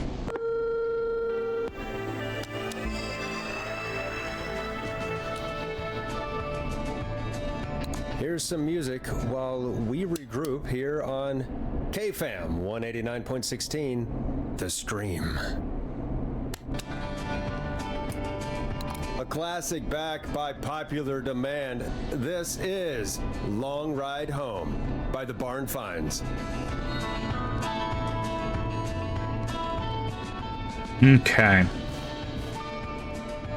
Yeah, so we were right, because basically they're out on a convention.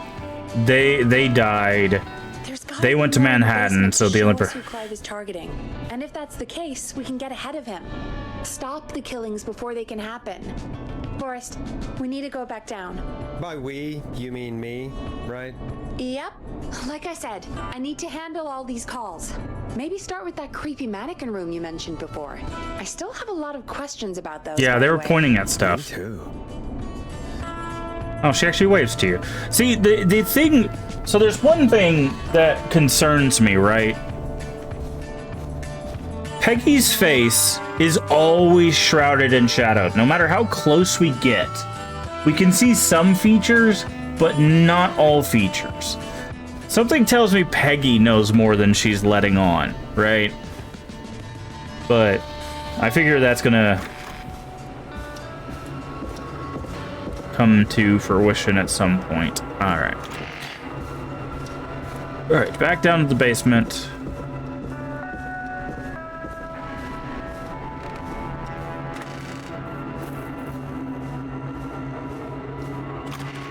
Okay. So, I don't think Clive is the Whistling Man, right? Because the Whistling Man usually, with the exception of the waste disposal plant, usually uses his knife, right?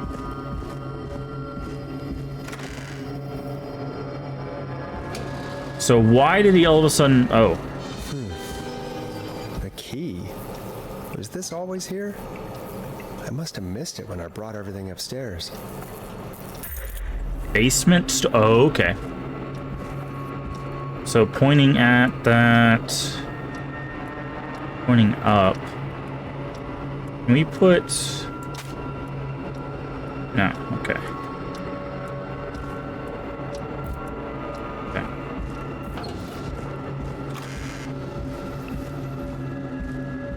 Okay, basement storage should be over here. Should be this red door that we saw. But I don't think Clive's the whistling man. I think Clive has his own agenda. Peggy, give me some warning before yelling down the intercom. Sorry. Buzz the intercom when you find something and want to discuss it. Okay, we got another Peggy, I cassette. found a tape and a map down here. A map of what? Looks like it might be to somewhere in this storage area. Weird. Well, maybe the tape will give us more information. Give it a play. Okay. Duct. Play. George Barrow, 1968.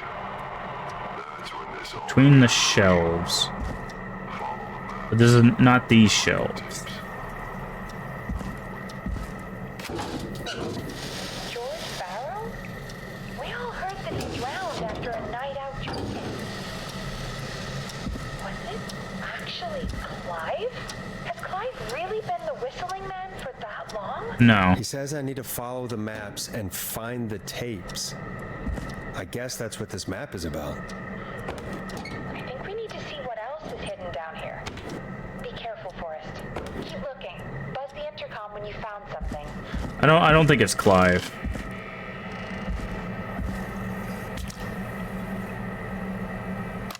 Time of autopsy is 7 a.m. Cause of death is asphyxiation from drowning. The degree of rigor mortis indicates that the subject has been deceased for 5 hours. That puts the time of death. See, that's interesting. So we just had an audio recording say that time of death was something. So somebody, okay. So now we're looking for a tape deck and some notes in a little drawer. Okay, we got some musical stings. Okay, I'm guessing this is not where we need to be, but something's going to be there, obviously. But let's do them in the order we find them. Okay, there's another tape deck and some notes. But again, that's not what we're looking for here. I don't want to play these out of order, because I feel like the whole point is the order of them, right? Hey, can we... Ooh, a new vinyl for my collection. Okay. So that's that. Okay. So, yeah, it's eventually going to lead us to that desk. So let's do that. Alright, so let's keep doing this in the order that we find. So we found one here, so I'm going to guess it's over this way, right?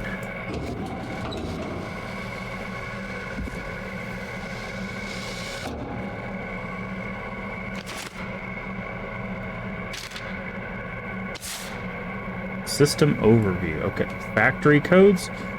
Maybe he's headed to the roller rink? Okay, we're looking for a shelf, upside down chair. Is that gonna be, is that all gonna be in here, or? Maybe it's over here? It is, okay. So there's supposed to be notes.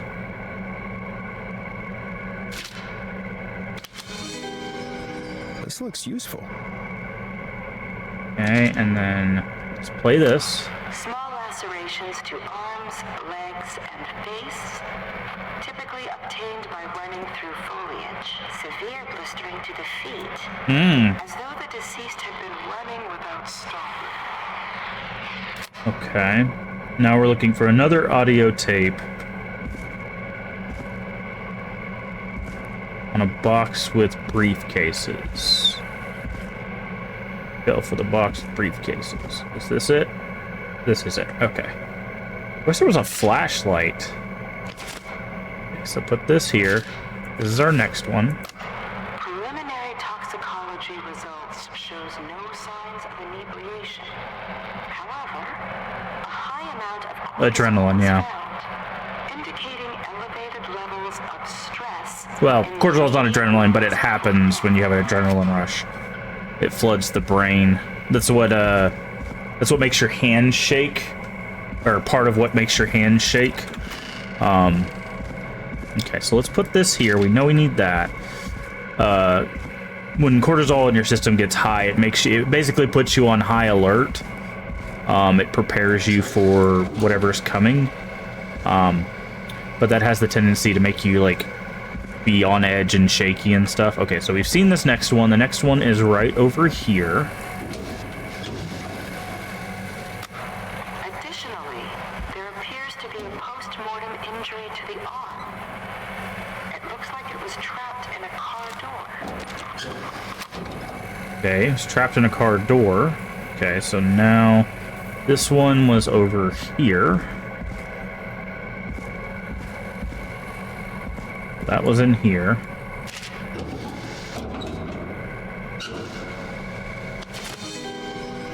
This has to be important.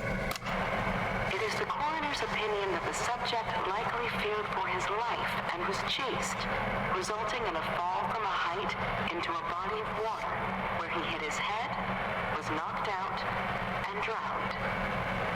Following that, he was moved. Dr. Sullivan, we need to have a talk. That recording. Shut it off. Oh, interesting. Okay. So that might have been Sheriff Matthews. So maybe that's why Matthews was the first victim, right? Humpty Dumpty.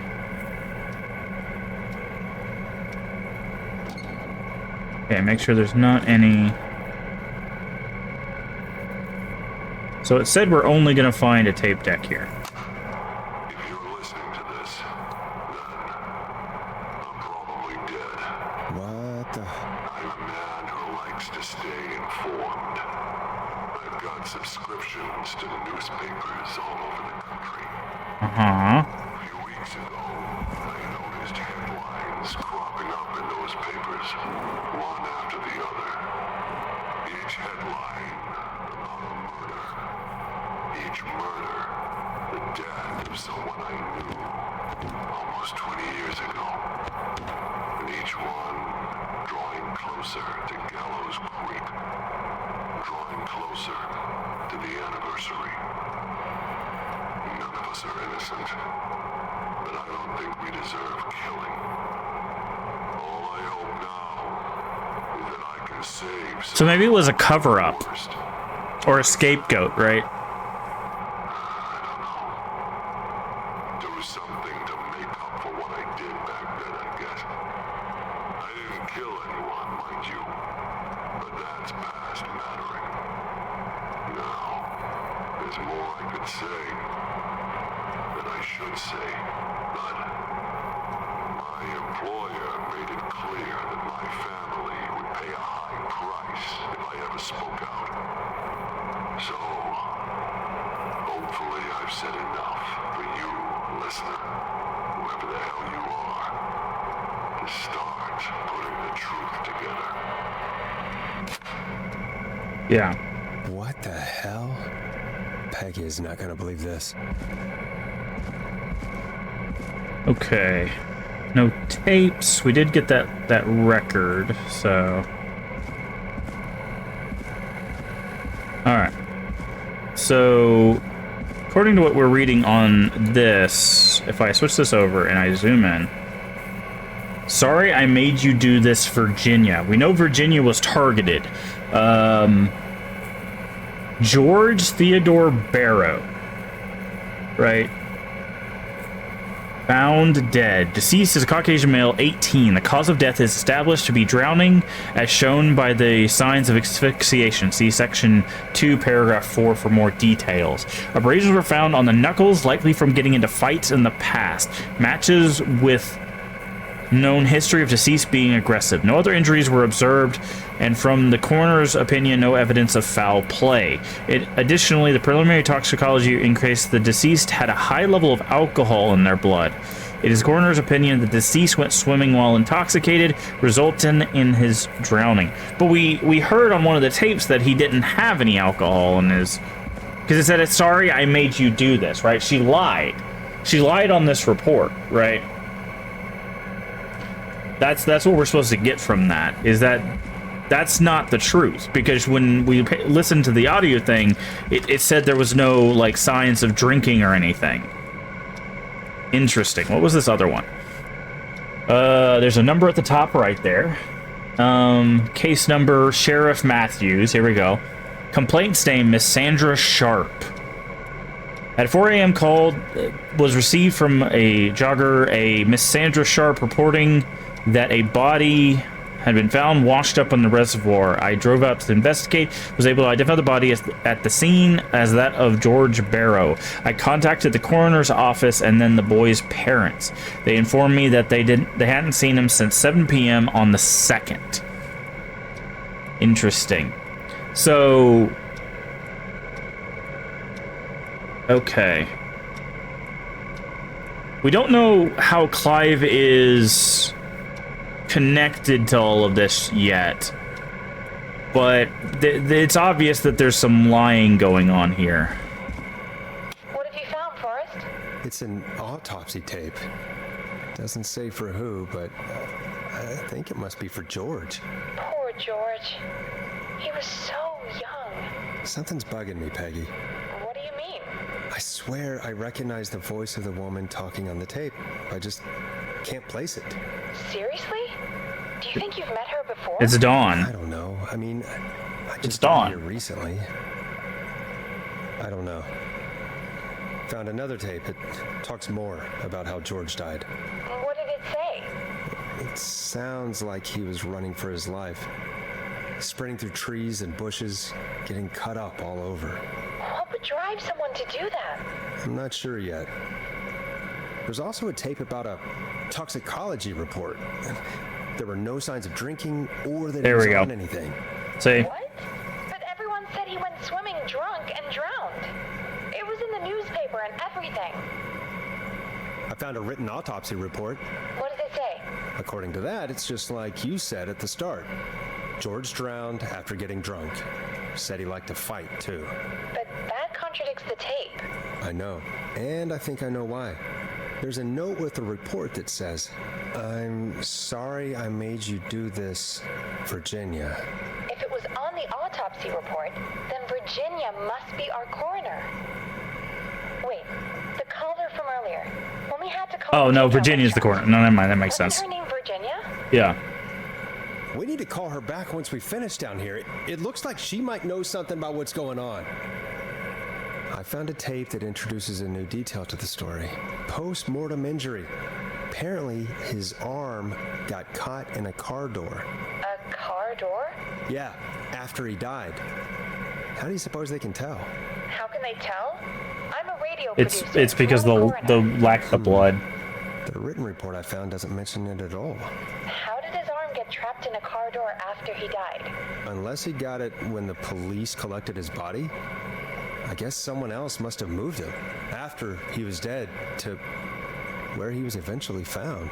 But the report, what is going on here? I found a police report. Mentions a friend from earlier, Sandra Sharp. Sandra. The jazz runner? That's right. She found George's body washed up at the reservoir. The reservoir? Yeah? What's strange about that?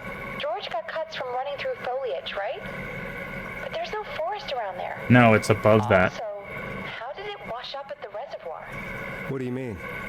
Reservoirs don't have tides. But that's what the police report said. It's not possible, though. I did a school project on reservoirs and got an A. But, yeah, not important right now. The important thing is that it doesn't make sense. What are you suggesting then?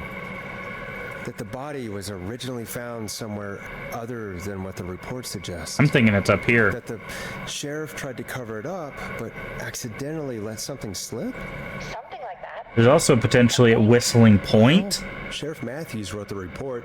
If he hadn't been eviscerated, we could have asked him. True. But Sandra is still alive? Once we're done down here, we should Yeah. give her a call. In another tape, the coroner comes to the same conclusion as I did. George was running from something. Maybe an animal? Maybe, but then there's this next bit where the coroner thinks he was moved post-death. So she agrees with us. At the end of the tape, someone burst in and demanded Virginia stop recording. I think it was Clive. This is starting to make sense now. This is a conspiracy to cover up what happened to George. I think I found Clive's last recording. I think Clive might be gone. Gone? I found a confession. Not for any killings, but for playing a part in covering up George's death. He left this behind in case he died. He hoped someone would find it. Do you think the whistling man already got him? Possibly. We've had a lot of callers tonight, but maybe not every victim made it to the phone, you know? We don't know how many there really are. Christ, Forrest, that's dark. I know, but Clive said he had read about other murders in other towns, and that the murders were all folks who knew about the incident. And the killings were getting closer to Gallows Creek. He said he wanted to do something good for once. The board in his office. He wasn't tracking people down to kill them. He was tracking them down to save them. Why didn't he just come out with all of this? He said his employer threatened his family if he spoke out about any of it. His employer? The one who orchestrated the cover-up? Sheriff, yep. Oh, Clive. I'm sorry for thinking you'd killed all those people. Do you think you found everything? I think so. Forrest, what's going on here? Someone wanted that boy's death to seem like an accident. And they hired Clive to make it look that way. Come back upstairs when you're ready. We need to figure out our next step. Okay. Interesting. And we have 1 hour left before she's supposed to arrive with the cavalry. Thank God you're back, Forrest. I've been running out of stuff to pad our airtime with. Peggy, you work in radio. Forrest, I'm stressed. I mean, really, how are we supposed to keep a show going with all this happening? It's our job. This is our job, Peggy. We gotta do it. You're right. So, what's the plan now? I think we should call Virginia back. All right, I'll get her on the line. Okay, Forrest, shut the music off. Hello again, Gallows Creek. This is Forrest Nash. We're circling closer to the truth behind tonight's events. To this end, we're calling back one of our earlier callers, Virginia Sullivan. Fredman Plunker here. Who's this? Is it you? Goose. No, it's Forrest. Plunker, hey, it's the Radio Man, Forrest Nash. Radio Man? What's up? Solving mysteries, saving lives. The huge.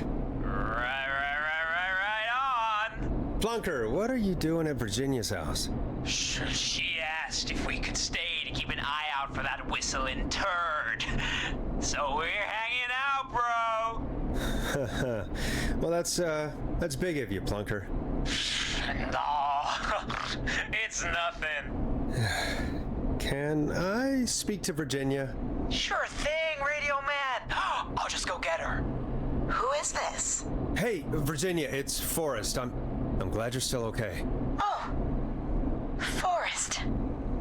Sorry, I'm still jumpy. Don't be sorry. Don't be sorry. You've been through a lot. I'm so sorry this happened to you, Virginia. I thought I was. I thought... easy. We're not calling to talk about earlier. We're calling because we think you can help us understand why this is happening tonight. Me? What would I know? Well, can you think of any reason why you'd have been targeted? No, I don't think so. All right. When you were attacked earlier, you mentioned a name. Clive. I don't know what I said then. I was petrified, Forrest. Clive's the janitor at our station, and we know you spoke to him in the past. Forrest, please. You don't know what you're doing. He'll come for me. Virginia, it's okay. Clive won't be coming Not after Clive. you. We think Clive's dead. Dead? But isn't he? He's the whistling man, Forrest. We have evidence. We found evidence to the contrary. But it's true. And we found your autopsy reports for George Barrow. How? I saw him destroy them. Well, he didn't. I don't know if he kept them or made copies or what, but we found them, and we know it's related to what's happening tonight, which is why we called you. Why did you write a false report? All right. One day, I came into work to find a boy on my slab. And as I finished the autopsy, this man, Clive, he just burst in, and he started making demands to give over the reports, to falsify what I found. Of course I said no, but, well, when someone wants to make you do something, they can use the carrot Or the stick. Yep. For me, he used both. You see, my sister is sick. She has a chronic condition that's never going away. It's expensive to treat, and it was getting to where I couldn't afford it. And Clive promised me that his employer would pay for my sister's treatment if I did what he said, and that if I ever spoke about this, he'd beat me to within an inch of my life. I don't know why he had me do it, but my sister needed me. You have to understand, she needed me. We understand. It's okay. Thank you, Virginia. That was brave. God, I just want this nightmare to end. This will help end it, Virginia. Thank you. Stay safe, Virginia.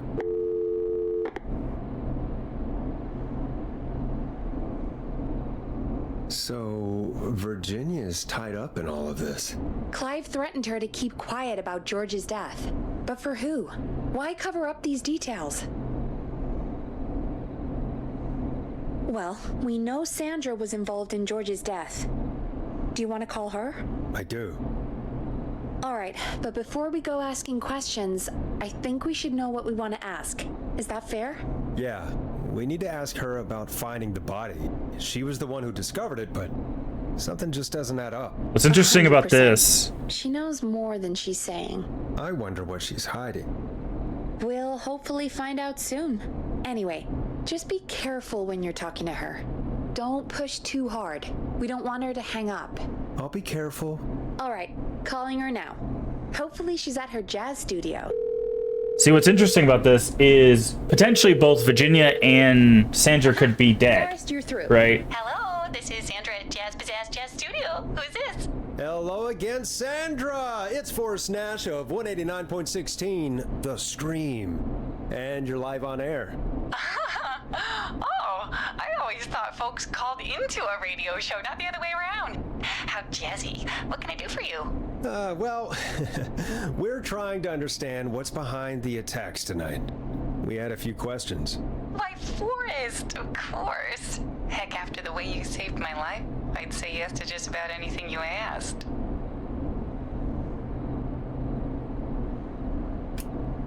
Why were you targeted? Do you know why the Whistling Man might have targeted you? Ha! As far as I could tell, he was just a knife-wielding psycho with superhuman cardio. He'd have chased after anybody. Right. Well, we think he might be chasing specific people. People who know about the death of a boy named George. Oh, I don't know anything about that. Sorry.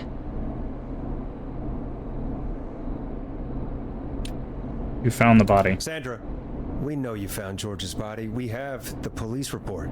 I don't know what you mean. It's okay. It's okay, Sandra. We know. You do? You know about? Yes. Of course. This studio is my life. After I found the body in the river, I couldn't lose my studio. Do you understand? Sure. I understand. When the rent just kept going up, he said he'd stop if I just needed to keep quiet. And everything would be okay. So someone with a lot of... It's the other candidate. It's the guy who's running for mayor.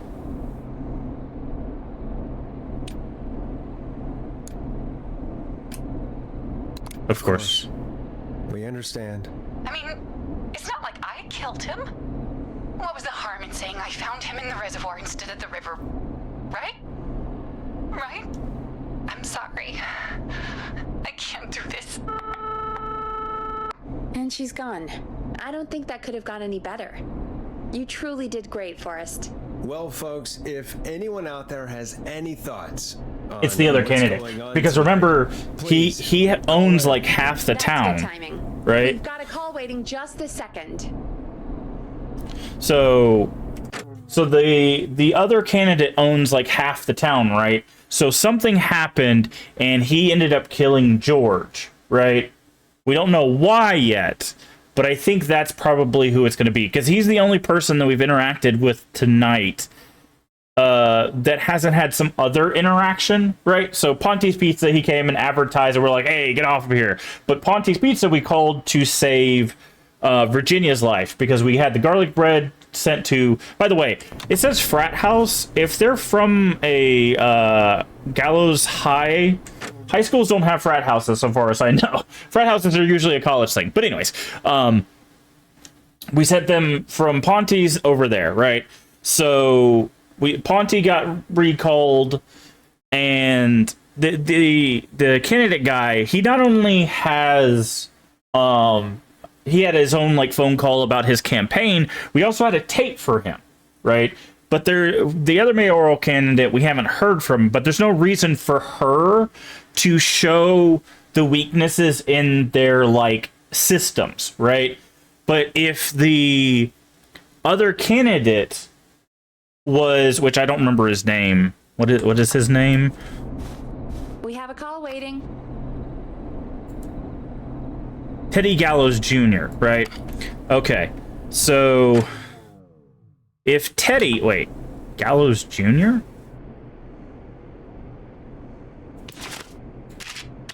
Hold on. Oh, it's Barrow, okay. But I think Teddy might be behind it, because think of what he's done, right? He's blown up a gas station. He's burnt down a waste disposal plant. He's tried to kill basically everyone involved with the cover-up. He slashed the tire of the fire truck to show that they only had one fire truck. He also blew up the ambulance in that gas station explosion, right? And he killed the sheriff, who also consequently knew about the cover-up. But I do think, like, everything seems to be pointing towards that candidate, right?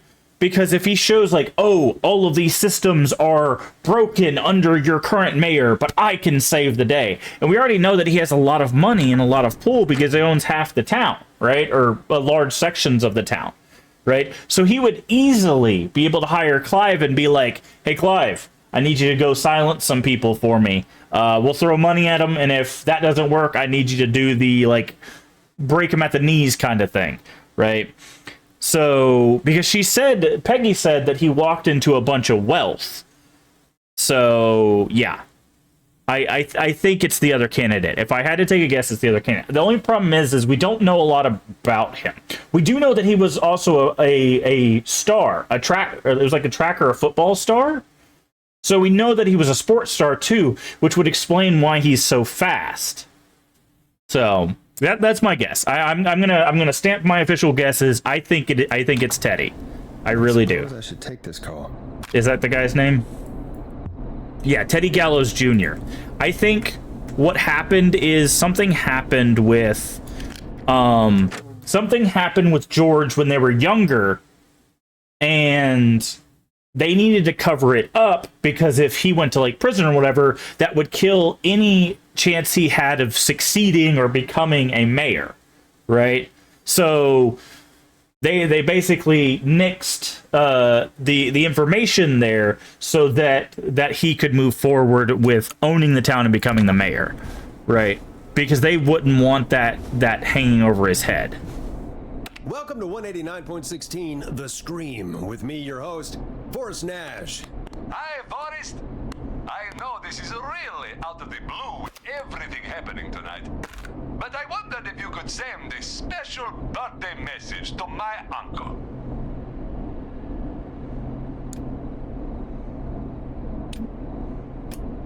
Sure, why not? You know what? I'd welcome a change of pace. I'd be glad to. Thank you, Forrest. He's my Uncle Ronnie. His first name's Peter, but he never liked his name. But since he always had salt and pepper hair, even as a kid, can you believe it? Folks always called him Pepper. Thanks for the history lesson. Is there Pepperoni. anything besides happy birthday you would like to say to Mr. Pepperoni? Oh my god damn it! Yes! Tell him he can get the best birthday deals and party packages here at Putney's Pizza. Starting at You son of a bitch! Stop calling us! Sorry, Forrest. Let's just move on. We've already got another caller on the line. This is 189.16 The Scream. I'm Forrest Nash. You're on the air, caller.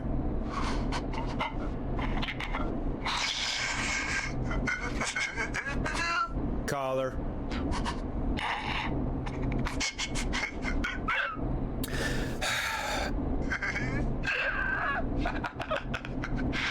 Ponty.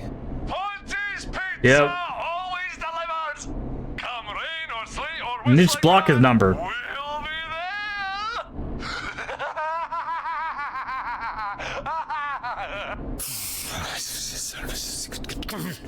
Forrest? Forrest? Are you okay? Forrest? I hope the Whistling Man gets in with his own pizza slicer. Jesus, Forrest? Sorry, that was too much. It's okay. It's been a high-stress night. Don't worry about him anymore, okay? Not for tonight, anyway. I think he's spent for now. We've got another call, whenever you're ready. Can I play this? Great party, man. Thanks. Can I grab another beer? Hey, sure thing. Let me grab you one out of the fridge. Oh, no. Hey, Big Shot, hit the button and take the call. What am I gonna do? The party is going to be over. Fear not. The Grill and Spree will give you a free 6-pack of beer if Gallows High wins this Tuesday. Say what? That's right. Order a meal deal from us and you'll get a free 6-pack of beer if Gallows High wins. Free 6-pack? The line's lit up. I need to take the call. Beers if Gallows High wins. Sounds like you've already had enough beers. I hope we murder them. Me too, Billy. Me too. Come on down to Grill and Spree or call 555-749-8335. We've got bar. Caller waiting, Forrest.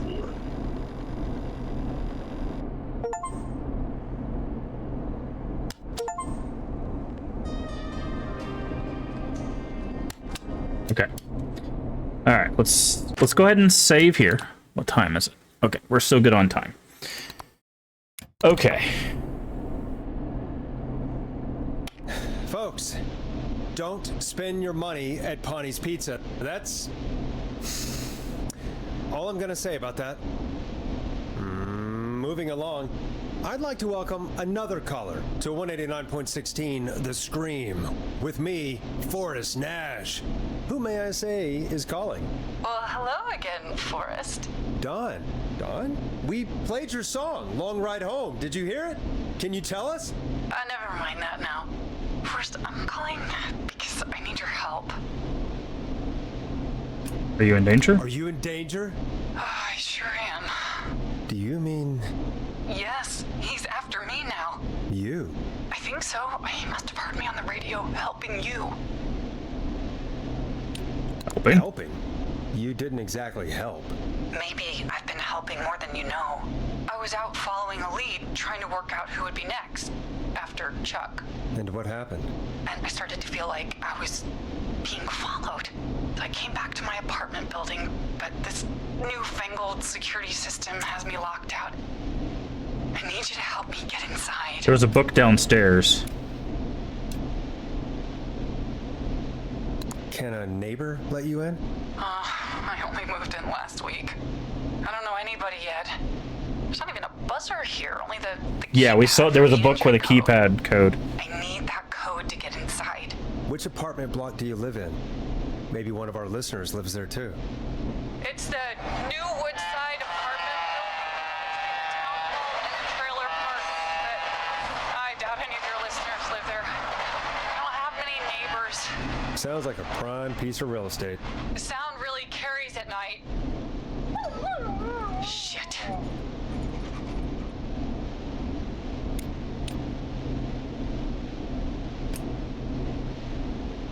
Not a dog person? I'm guessing you're not a dog person. No, I'm not. It's my neighbor's dog. Boy, I wish he'd muzzle that thing in. Oh. And now he's blasting David Scopo out of his window. Listen, I can't get any... The whistling man. He's coming down the street. I don't think he's seen me yet.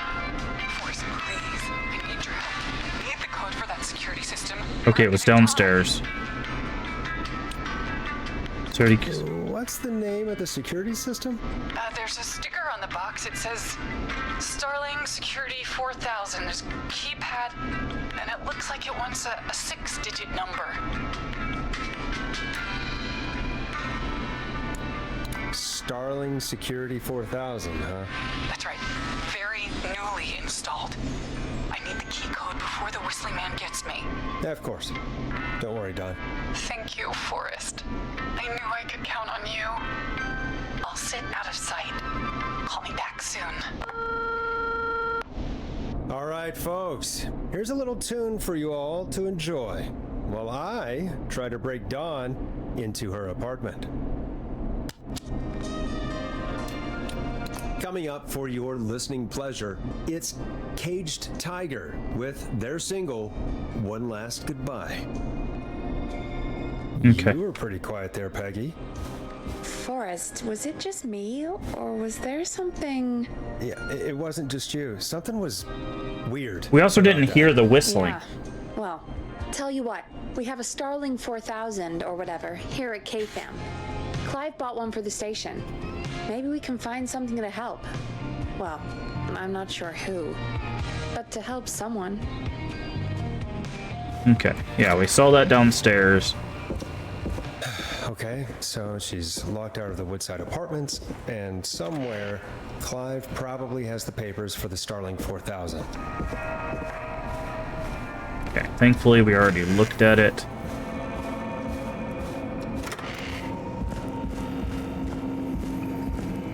It was in here, I believe was on the filing cabinet. Did we move it at all?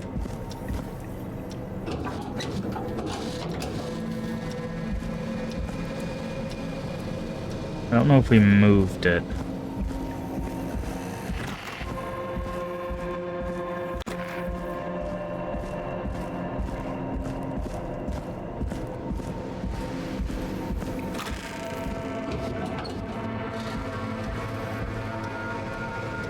It's not in here.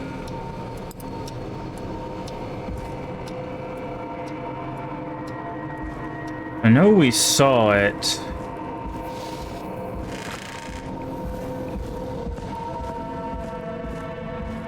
I don't remember where we put it. It wasn't in here, was it?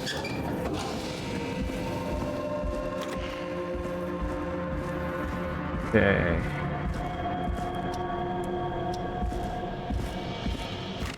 Maybe it was in here somewhere. Like right there. Starling 4000 user manual. Ah, these codes should come in handy. Okay.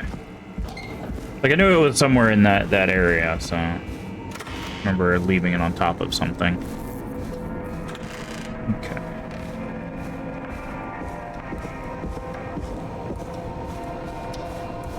All right.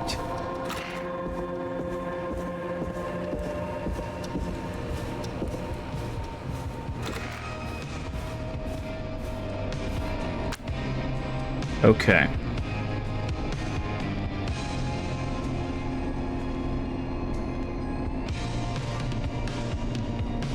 The alarm tests are probably not gonna help us. Welcome back, Forrest. Find anything?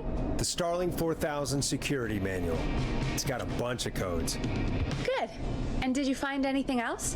Nothing except the manual. All right. Well, I'll get Dom back on the line then, Forrest. I'll let you take it from here. Thanks, Peggy.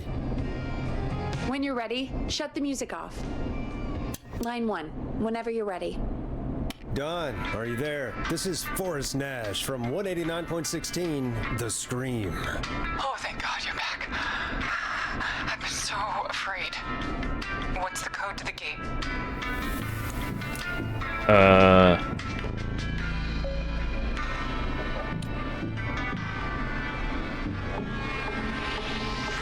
Problem is we don't hear the whistling man. She just said the whistling man. So this may be a red herring as well. We're gonna save here. 'Cause I don't trust Dawn. I think we need to deactivate. Because like the intercode's obviously the thing, but wouldn't that set off the alarm? The code is 811220. Thank you, Forrest. Alarm test already deactivated. The alarm deactivation. I think you gave me the wrong number on purpose. Well, we'll just do this the hard way. Forrest, what did we do?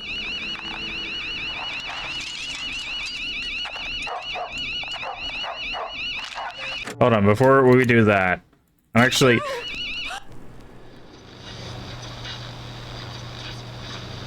gonna give her the alarm code, this one, because that freaked out. I'm gonna give her we'll set off all security measures. Let's go with the alarm test. The code is 191519. Thank you, Forrest.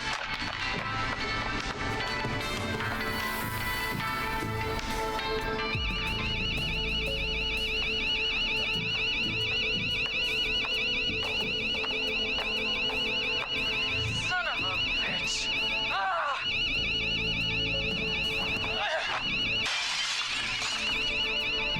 Is she?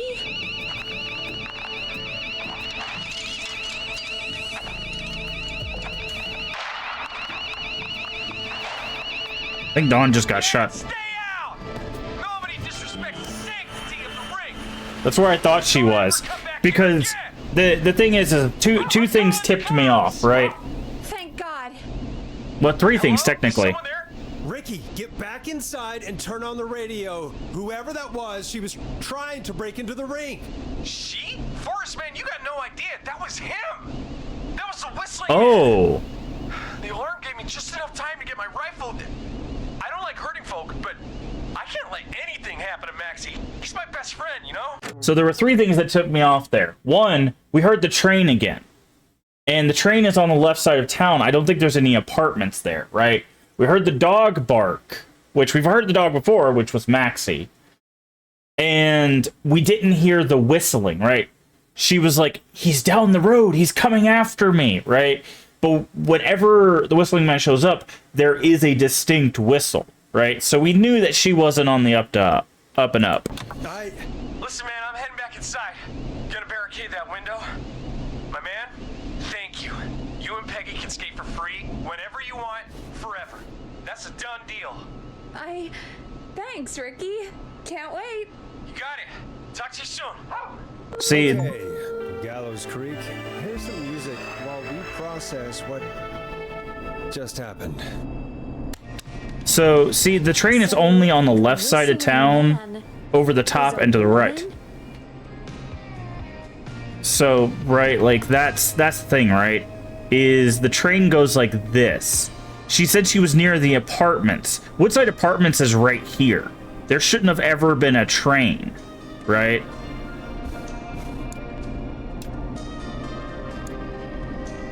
I know. I can't believe it. She called up. You spoke to her multiple times. Yeah, I knew something wasn't right about her. She wasn't right. Is that right, Sherlock? Why do you think she requested that song? To get me outside. To get me outside? Maybe, but how? She didn't know the song was outside to start with. That's right. She never actually attacked me out there. So? What now? I guess I should make an announcement. We do have new info. Okay, kill the music and you can make the announcement. Interesting. So, do we know a Dawn? Like, who could it be? Time to turn the music off.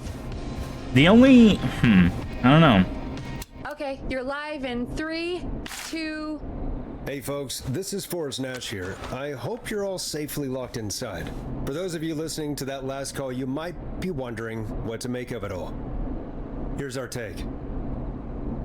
We now believe the killer is actually a woman. One who might manipulate you into letting her in before she attacks you.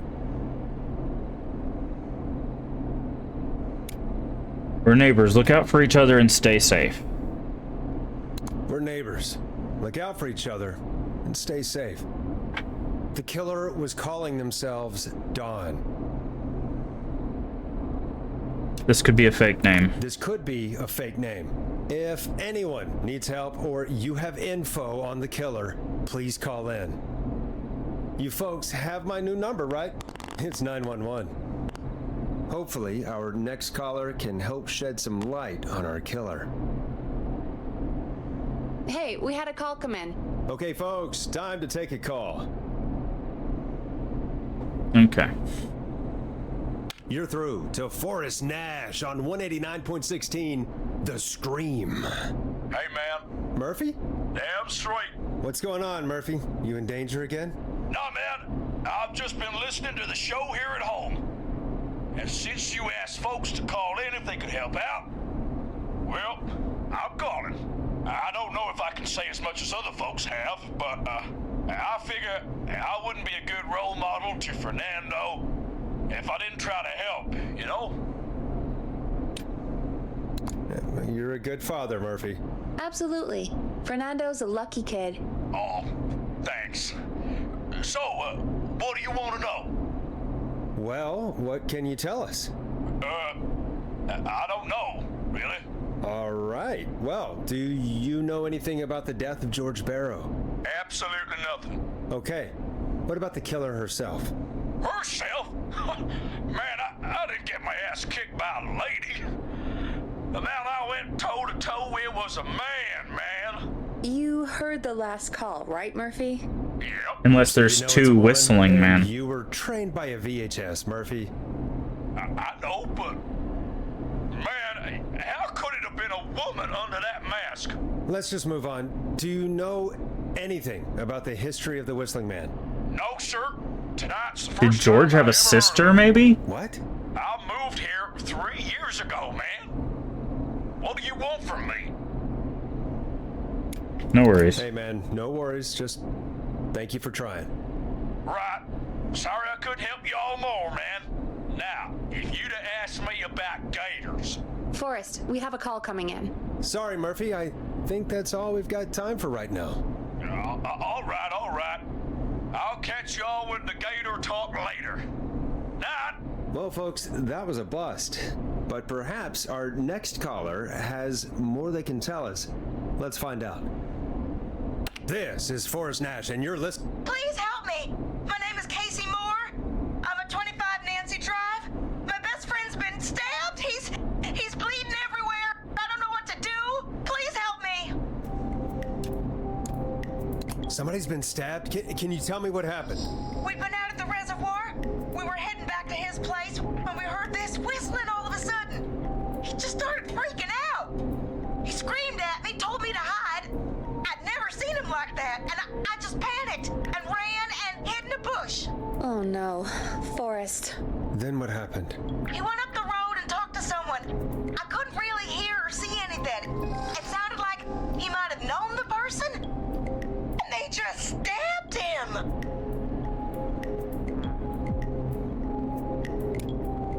Was it a woman? Casey, was he talking to a woman? I don't know. They had a mask and wore all black. That's all I know. Please, we need help here. I'll get you help, but I need to know. Where did the masked person go? They left. They left him to bleed out. I waited until they were gone, then dragged him into the garage and called 911. Wait, why didn't she make sure he was dead? I don't know. I think I heard them say something like, "It's not so funny now, is it?" before they left, but please, he needs to get to the hospital. I can't drive, so we need an ambulance. There is no ambulance. Forrest, the ambulance was destroyed in the explosion at the gas station. You should get all the info you can. Where is he hurt? Can you tell us where your friend was stabbed? They stabbed him in the stomach, and then stabbed him again in his leg when he was on the ground, and it's... Oh, the knife is still there in his leg! What's your friend's name, Casey? It's Jason Parker! We'll be right back. Peggy, patch us through to the hospital. On it. Phoning St. Gabriel's now. Switch to line 2. Okay. Hold on. Before we get into that, St. Gabriel's here. She said she was in the reservoir, which is down here. Pulled him into a garage, so they could just go straight down Thornside, I think. Okay. Hello, St. Gabriel's Hospital. How can I help you? Hi, this is Forrest Nash from 189.16. We have a stab victim at 25 Nancy Drive named Jason Parker. He's been stabbed in the stomach and the leg. He's bleeding heavily. Oh God, I'm sorry, but the ambulance is, well, you know. I know, but please, we need something, or he's going to die. Forrest, listen, you're going to have to get him here. We need to see him, and we can't get there ourselves right now. We don't have any way to drive him right now. And even if we did, he's bleeding out fast. All right, listen. We need to buy him time to get here. That means stopping the blood first, and then finding someone to stabilize him. To stabilize him, you really need someone with first aid training. Do either of you have any? No. Me neither. Damn it. I'm really sorry about this, but I have other patients who can't wait. All I can do is talk you through the procedure as quick as I can, and then leave the rest to you. Okay. You think you can handle that? We can handle it. Get me. I'm sure we can handle it. Okay, from the top. If he's bleeding out, then you need to get him comfortable and try to stem the bleeding. Okay. Lay him down. Yep. Apply continuous pressure directly to the affected areas. When the bleeding slows, get a clean cloth of some kind and hold it over the wounds. Okay. Get them comfortable. Apply pressure. Clean cloths when slowed. Got it, I think. You said he was stabbed, right? If the object he was stabbed with is still in Leave him, it. Don't take it out. It's stopping the worst of the bleeding right now. If anything, you should secure it so it stays where it is. Yep. I wouldn't have thought of that. It makes sense, though. There's a reason for that. God, that was a lot of info. But I think we can handle this.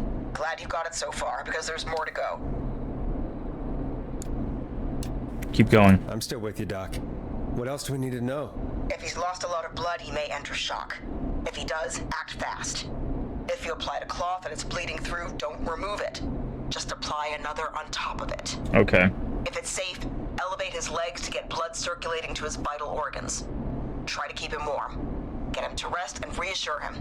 We need the patient to stay calm. Yep. All right. Don't replace bandages.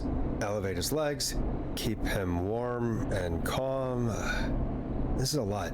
I'm really sorry. That's as much as I can give you right Yeah. now. Try to stop the bleeding. Find someone to get him stabilized, and get him here as quick as you can. Good luck. All right, Forrest. Casey's still on line 1. So if you don't know, the reason why they say don't pull it out, in most cases when you have something that's pierced in, right? So say like for example, he has something stabbed into his leg, right? Well, there's 2 reasons. One, if you pull it out, that still has a blade on it. It could, if you don't pull it out perfectly, you're just going to cut deeper in and cause the wound to be worse. The second thing is if it's inside of, say, an artery, right? So it's like this, right? You have your artery going up your leg. There's a femoral artery that runs on the inside of your leg, right? If you have a knife in there like this, right? It's plugging its own hole. But if you pull that out, that hole exists and it starts letting the blood out. So that's why they tell you not to do that. There's people, they also say, like, the major one is, like, if you get any eye injury, like if you have something go into your eye, they tell you basically to put a container over it to try to keep it from moving or anything and doing more damage. But you do not want to remove that without, like, surgical precision. Otherwise, that eye just will not be able to be saved. But yeah. Very important if you're ever in a situation where someone has been stabbed and stuff. Do your best to not pull out the object that is stabbing them. Hello? Are you there?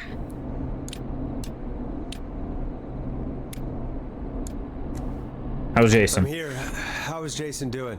Badly. He's still bleeding. I need help. I've been putting pressure on his stomach wound since you left, but he's still bleeding. I don't know what to do. That's good, Casey. The nurse said to do that. What about the knife in his leg? It's gotta be hell. Should I pull it out? No. Don't touch the knife. No, don't touch the knife. The bleeding will get worse if you pull it out. Are you sure? I'm sorry. I'm gonna stop making suggestions. No, don't worry, Casey. We're a team here. We're all going to get Jason through this. Casey, is his leg wound bleeding right now? I hate looking at that knife. Yeah. It's bleeding. His stomach is worse, though. We need to secure the knife. I think we need to secure the knife so it doesn't move around. Do you have anything you can tie around it? Yeah. There's some laundry piled up on top of the dryer, some cloths on the hood of the car, and what else? I guess I've got my jacket.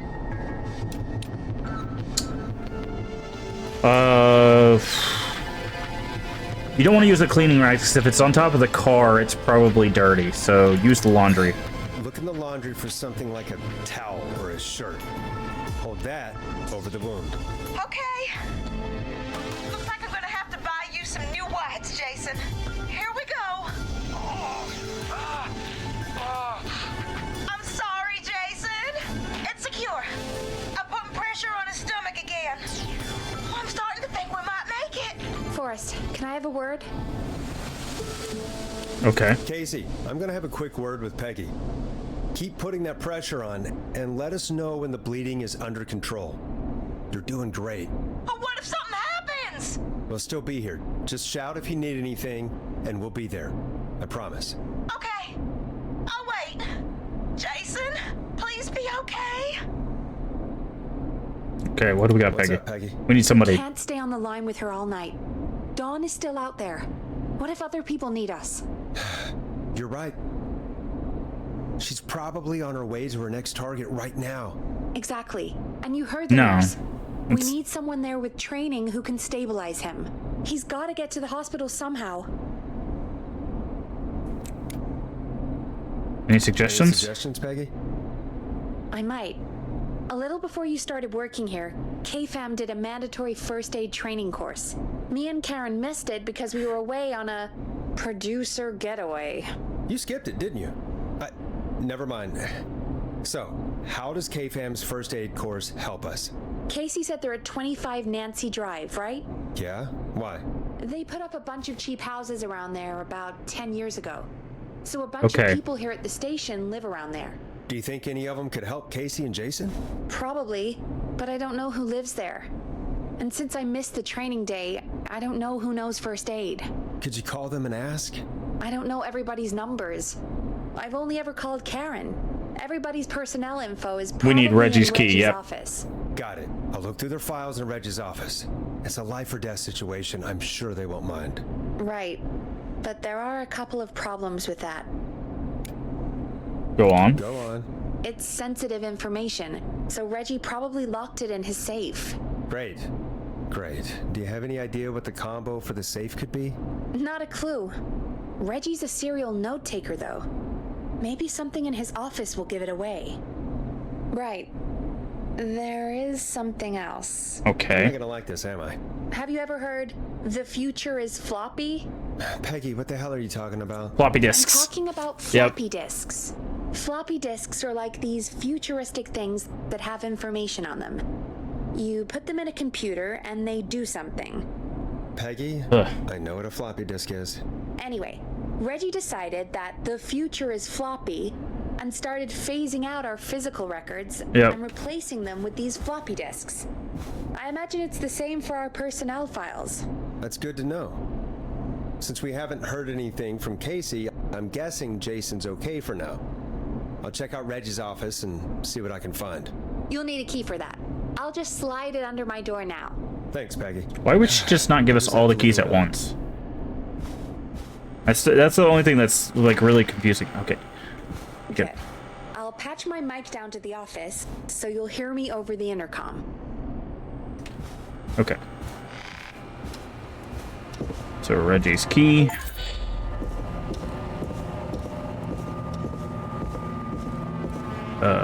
Yeah, this one. Oop.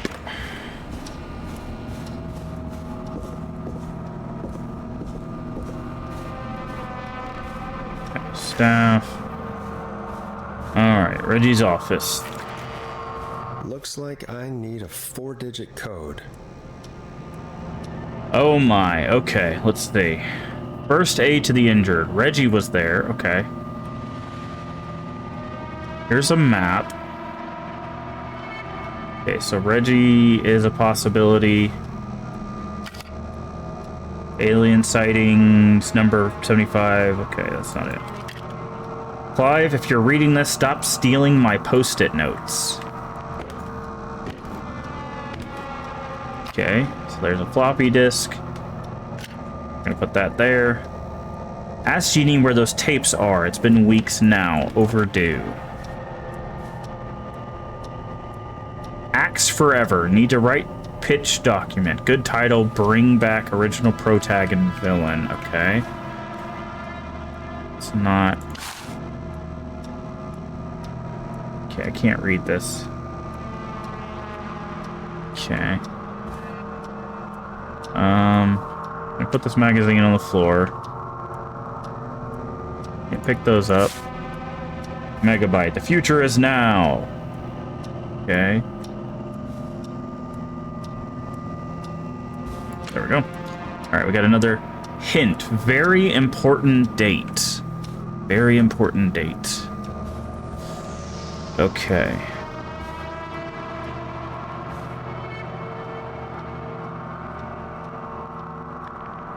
Alright.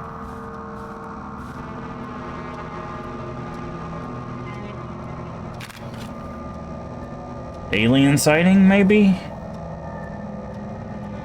1810?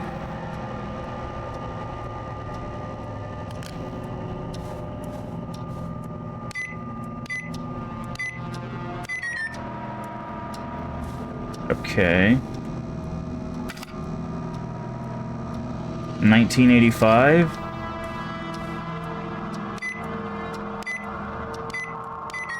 Okay. So, because the reason I was checking is because it says UFO stuff on his desk, and then it has this, but... Oh, what's this? Taste of Mexico Chupacabras.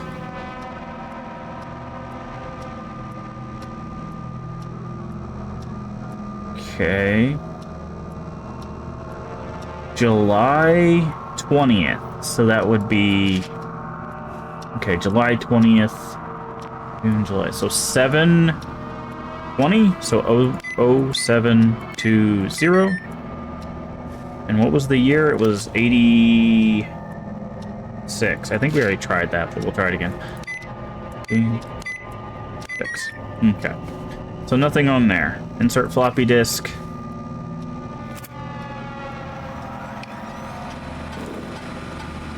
Could this be it? Pizza delivery killer. That's who kills with pizza cutter. Terrifying. There's never any pizza. What happened to originally deliver? Takes place on 1107. Very important date for the town. Okay, so 1107. Nice. Okay, so we need to eject this disc, put it in its drawer, and we need, okay. We have John Hedges. We have, oh, did not mean to close that. Who do we got? Bradley Carter. Barbara Albright. We see Aaron, we know didn't go to the first aid training. Peggy Weaver did not go to the first aid training. And that's our file. Okay. Oh, let's...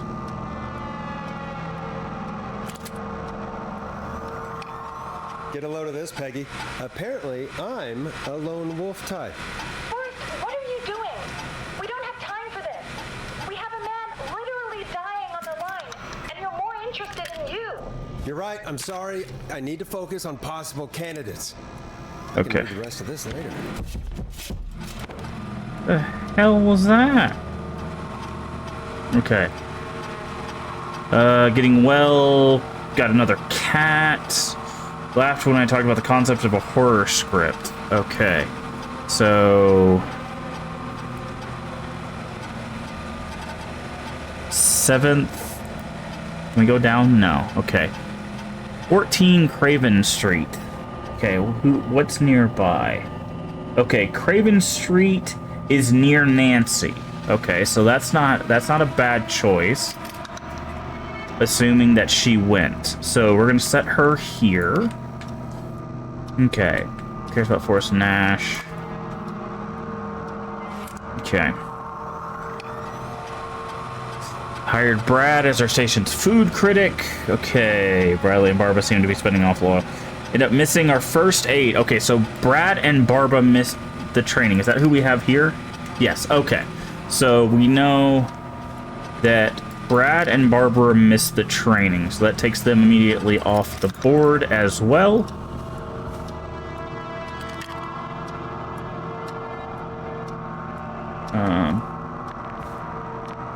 That's us. So the only one left is John Hedges.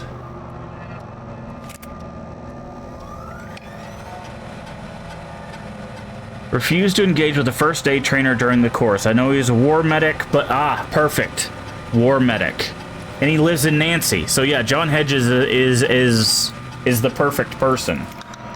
John Hedges is who we're looking for. I wonder if there's an achievement to do this. Where is... Let's look at Peggy's.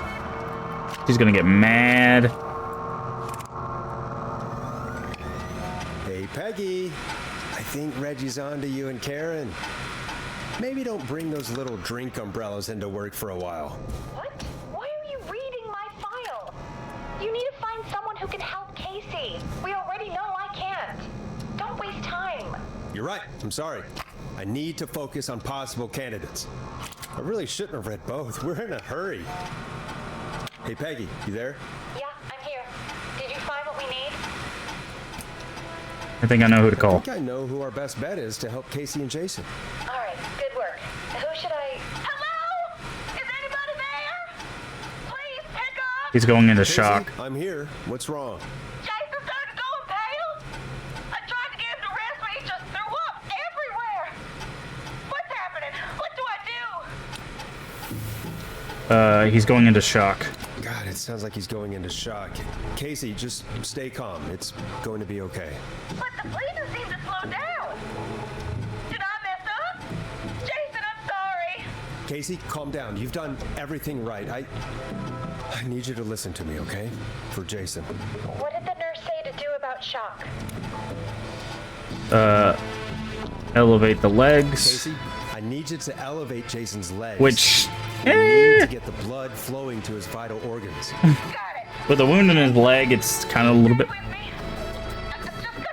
Well, she's secured the wound, so it's not as bad. Keep him calm, keep him warm. I'm looking at my notes.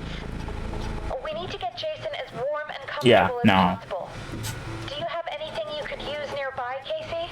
Yeah! I still have some laundry next to me. I'll wrap him in some blankets. Just give me a second. Sorry. Well, he's making noises, that's good. Should I get him new ones? Or... Oh, God. You just put him over. Add an additional bandage. Don't remove the bandage. Apply another one on top of it. Do you still have something you can use? I've used the rest of the laundry to keep him warm, so... I'll use my jacket. I can always get a new one. I'll fix his bandage and get him warm. Hold on, please.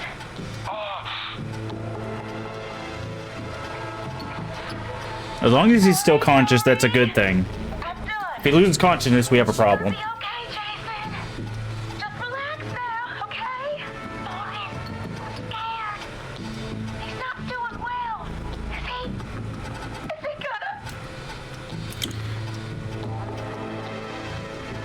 He's going to be fine. Jason is going to be fine. Just make sure he knows he's going to be okay. Okay? You gotta reassure him. They'll start panicking, and that's terrible for their wounds. All right, Forrest, we need to hurry. Jason doesn't sound like he's doing too well. John Hedges. You said you knew who to call earlier? Who was it? John Hedges. We need to call John Hedges. He lives on Nancy Drive. He didn't really participate in the first aid training, but he's a former war medic. He's probably the most trained person we have. Really? I never really spoke to him before. A war medic, huh? Yeah, and according to Reggie's notes, John keeps all of his old equipment at his house. There you go. He's something of a hoarder. All right. What's his number? 5420735. Calling now. Let's hope he picks. Who the hell is this calling me at? What time is it? John, it's Forrest Nash here at KFAM. Okay. We have an emergency and we need your help. Forrest, if this is a work emergency, then it can wait until the goddamn morning. Just leave me a note like everybody else. This is a medical emergency. John, no, this is a medical emergency. A man has been stabbed by the Whistling Man, or never mind. He's badly hurt and he's going to die unless we get someone to him now. The Whistling Man? What kind of joke is this? John, we're not kidding. A man is gonna die if we don't help him right now. Seriously? I haven't been called on for over 10 years. Where's the patient? What's his condition? He's at 25 Nancy Drive. I think we got his friend to stem the bleeding, but he's gone into shock. He's passed out right now. You say he was stabbed? Do you know the extent of his injuries? From what we were told, he has 2 major stab wounds. One On to the the stomach stomach, and one- one to the leg. The knife is still in his leg, and the stomach wound is open. Understood. Let me grab a few supplies and I'll head right over. Damned if he dies on my watch. Thank you, John. We'll let him know you're on your way. Good luck. Hello, Casey. Are you there? How are we doing? Bad. Jason seemed really weak and then just started thrashing. How is he now? What now? Is he still thrashing? He's passed out. Please tell me you found someone to help. Casey, help is on the way. My colleague will be there soon. You hear that, Jason? Someone is coming. You're gonna be just fine. Just hold on for me, okay? Just hold on. Come on. Hello, Casey. This is John Hedges, and I'm here about Jason. Please let me in. I'm guessing that's Jason there. Casey, I'm gonna need your help. Forrest, Peggy, don't you two worry. We've got this from here. Okay. Forrest, we'll call you back later. I have to go now. Good luck, everyone. God, I hope he's gonna be all right. And with that, The show moves on. We're sending our best wishes to Jason. Imagine doing that over an intercom. You know how bad the audio would be? Well, after all that excitement, I think we could use some music. Come back upstairs when you're ready.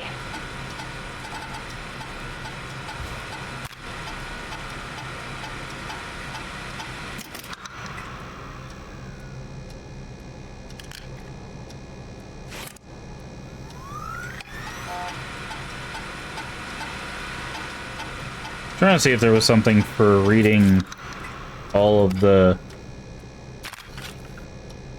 Okay, Red John Hedges. Red Peggy's. Red... Who is this? Bradley Carter?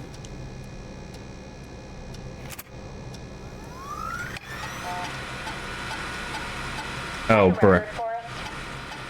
Okay. Alright, let's get back upstairs. But, yeah. See, the problem is in situations when people get injured or have to deal with wounds or whatever, the first thing a lot of people do, which is human normal reaction, is panic, right? And that's why, like... I better put a record on. I'm trying, man. I can't even sprint in this game. Let's go with the flow. They panic, right? Sure. Now it's time to go with The Flow. And this is their hit, Crying for Help. It's getting pretty late. This might be your last break for the night, so try to enjoy it. Give me a buzz when you want to go back on air. Okay. But, you know, people will panic, and then, of course, when they're panicked, the person that's injured panics, and that just causes all sorts of issues. That's why a lot of times when you're on a call with somebody, or, you know, you're around somebody who's like helping you with the wound, you've got to keep them calm, because their anxiety will just perpetuate the other people's anxiety. I don't think there's anything left to find, so I think we're just good. I think we're gonna save here. What time is it? Oh yeah, we got plenty of time. We might be able to beat this today. But save game. Save number 1. Okay. But yeah, it's interesting that they definitely did their research on like how to treat a wound like that. Like obviously every case is different. But they actually went through very, very well what the steps would be for wounds like that. The problem is like with why this headphones all off? Is with like internal bleeding and stuff, it's very hard to know if someone can actually stop it because you don't know what's been cut. That's why the pressure is really the only thing you can tell them to do. Because if the blade like slid in between, you know, things and doesn't do a lot of damage, they might have got lucky and not have as much internal damage or any internal damage. But they could also have a lot of internal damage, which means that they're bleeding constantly into all of their things, right? So it's just it's a very dangerous situation. So let's roll. You got it. We've got another call coming through too.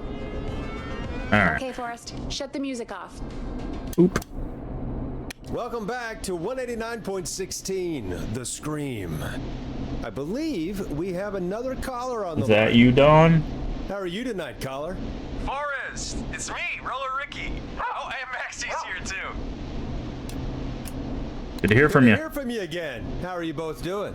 Oh, we're good, man. Thanks to you. You're like our guardian angel. That wouldn't be a bad look for you, Forrest. A little White Wing Halo number. Maybe something for the K-Fam Halloween party. All right, everyone, let's calm down. Ricky, I'm just glad we could help you and Maxie. Is there anything else we can help you with, Ricky? Actually, I think I have some info that might help you. Really? Oh? What's that? You see, man, me and Jason know each other. You know each other? Yeah, we went to Gallows High and played on the football team together. He was a gnarly offensive lineman, and I was our star wide receiver. Runner Ricky, they called me. All right, and what does that have to do with tonight? Well, because George, the guy who drowned, he was on our team too. Tell me about him. Tell me about him. What What was George like? I didn't know him for long, man. I'm sad to say. We had our first team party on the night he drowned. He seemed like such a good dude. Ricky, were you there when George drowned? No, man. Once the party turned, I beat feet out of there. Turned? Yeah. I remember George and his girl there. There was a whole lot of love, man. I could see it, you know? Tell me about her. Ricky, listen, this is very important. I need to know everything about her. I didn't really know her before, or see her after that. I never even got her name, man. I just remember he called her Bean. Then what did she look like? Please, tell us anything you remember. I just remember a pretty girl, man. I'm sorry. Ricky, you said the party didn't last long. What happened? We were just having a good time, and then the next thing I knew, everyone was running for their life. I looked up and saw that goddamn whistling man in the trees. And I never ran so fast in my life. I ran straight home. Didn't know about George until next morning at school. I'm guessing it was whistling night, wasn't it? That the whistling man was just another kid. Yeah. I don't know how George died, but I always felt like if anyone deserved to die that night, it should have been me. Survivor's guilt. This isn't your fault. It wasn't your fault. You're not a bad person. I know that now, ma'am. It took a long time to learn, but yeah, just thought I'd tell you all what I know. Thank you, Ricky. This helps. Thank you. You got it, man. Anyway, I think it's time for me and Maxie to free up your phone lines. Thanks for listening, man.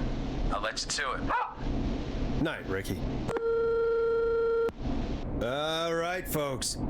Looks like we got a new lead in the case. If anyone has any info about this mysterious bean, please call in. If she was George's girlfriend back then, she's probably in her mid to late 30s now. Huh. Oh, we have another call coming in, but hang on. What's up, Peggy?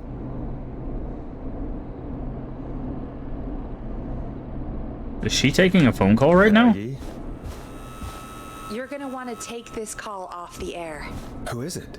Just do it. All right, folks, it's time for another track. Here's one to help you sit back and relax. We'll be right back after this. You're gonna love this next track. I hope this is good news, Peggy. Okay, before we do that, I need to run to the restroom. I'll be right back. Okay. Who have we got? Find out for yourself on line 1. Hello? Forrest, I'm glad I got back through to you. Sounds like it's been a busy night, huh? Surprise! It's Leslie, our 911 operator, leading the charge from Henderson to come save us. So did we save everybody? It's so good to hear from you. But I think there's 2 killers, right? I am. I don't know if I agree with the idea that Dawn is the whistling man. Into radio range a little while ago. We've been listening in, but haven't been able to get through until now. Ever since you found Sheriff Matthews, it's only gotten worse. It's been a long night. Well, it shouldn't be too much longer now. I'm glad I got through to you. I wanted to let you all know what's going on. I made it to Henderson. Turns out somebody had cut the phone lines, and they had no idea what was happening. After I told them, well, their sheriff sent a goddamn squad back with me to stop this. That's great news. That's crazy about the phone lines, though. Do you think the whistling man cut them? I'm guessing so. I don't know how the whistling man did it. But that doesn't matter right now.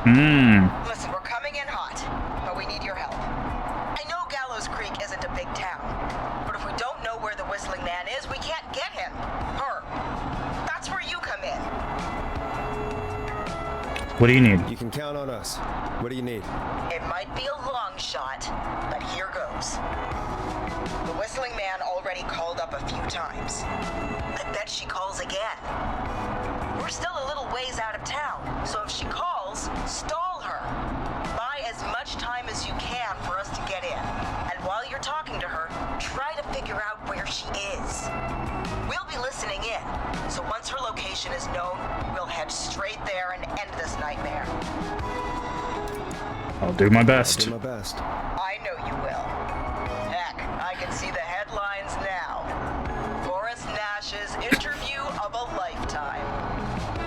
Anyway, I'll radio the other cars and tell them the plan is a go. Hopefully the next time I see you, it'll be with our killer behind bars. Take care now. We'll see you soon. In theory, Leslie. we're the last target, right? It sounds like this is almost over. We're nearly through this. Let's get back on the air. Guess we don't waste any time then. Let's get back on air. You got it. All right, let's save here. When you're ready, shut the music off. Okay. Bringing you back live now. Welcome back to The Scream with me, Forrest Nash. The line is lit up, but before I get to our next caller, I just want to say things are looking up. It's almost over. But for now, let's bring in our next caller. Evening, caller. This is Forrest Nash. Hello, Forrest. This is John Hedges. I'm here with Casey. I wanted to give you an update on Jason. John, is he gonna be okay? He's a fighter. He'll be fine. We've got him stabilized and resting in a bed. We're preparing to move him to the hospital. Thank you so much. If you hadn't been there, then... God, I don't even want to think about what would have happened. Of course, Casey. We're just happy he's okay. John, Casey, you two did all the work. Tell Jason to get well soon from us, whenever he's up for it. Well, why don't you tell him yourself? Is this Forrest? Jason! Jason, we meet at last. It's good to hear you, Jason. How are you? Oh, well, you know, I've got a hole in my stomach, and there's a knife in my leg, but John gave me something to take the edge of. So, I might feel even better than either of you.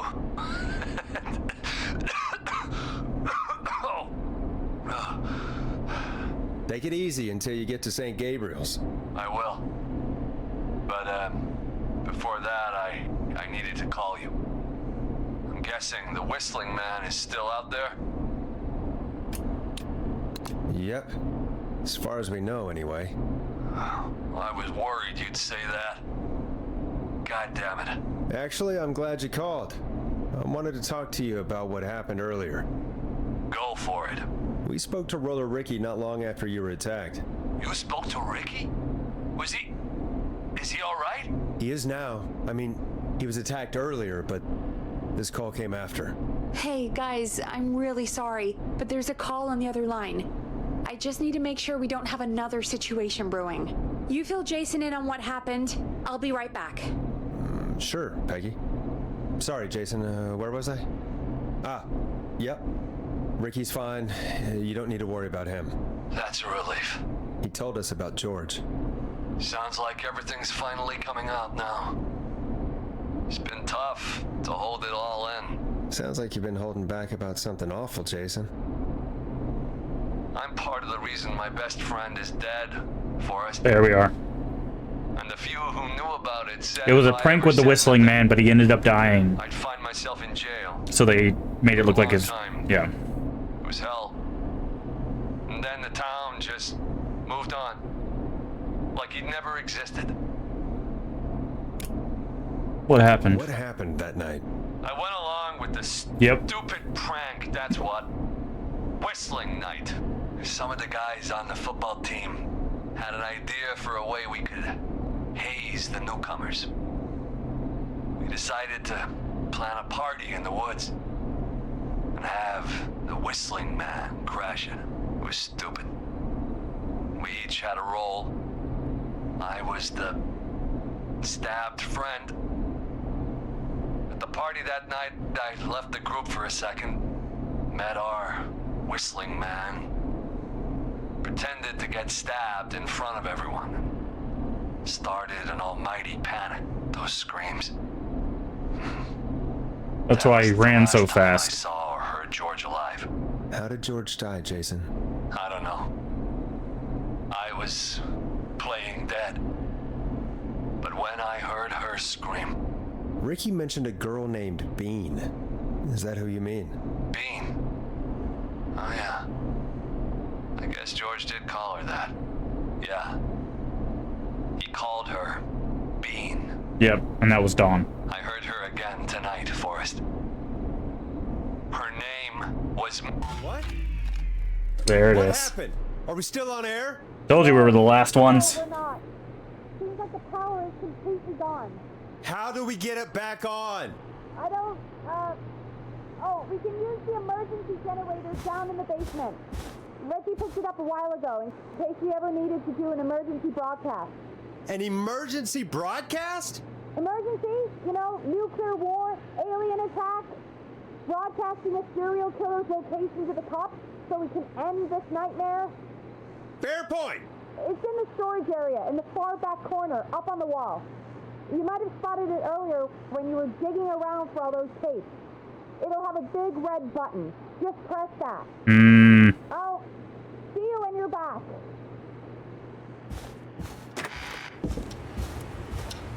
Okay. We are in the final throes of this, I believe.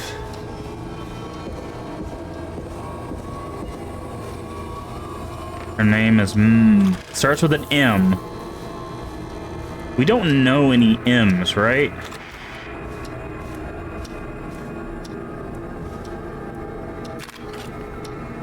John Hedges, Peggy Weaver, Aaron Lawson, Forrest Nash, and then it's Barbara and... Okay, so it's nobody that works here.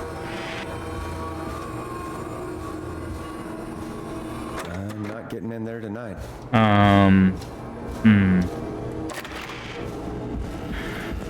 Wonder... What's the mayor's name? The current mayor. Okay, so we're digging for all this stuff. Far back corner. Why is this station so big? Alright.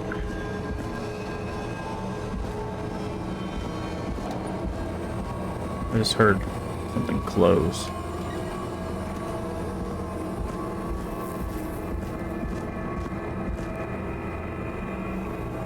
Okay. That must be it. Boom! We've got power.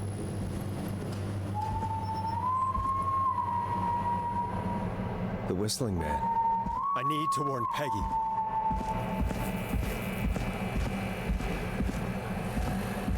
Okay.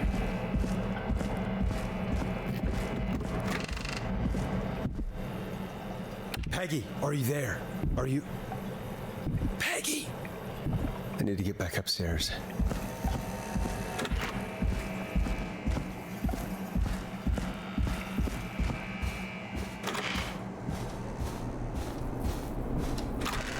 What the hell? I don't know what I was supposed to get spooked by.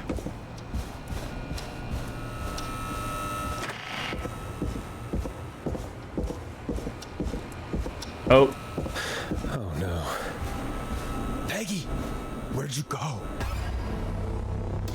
You son of a gun. No way.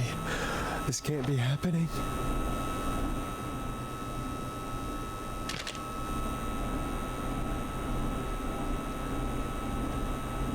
Love M. So maybe mom? A call.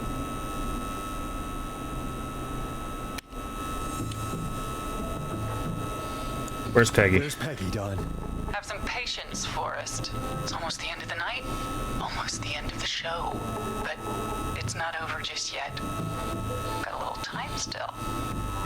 So let's make the most of it.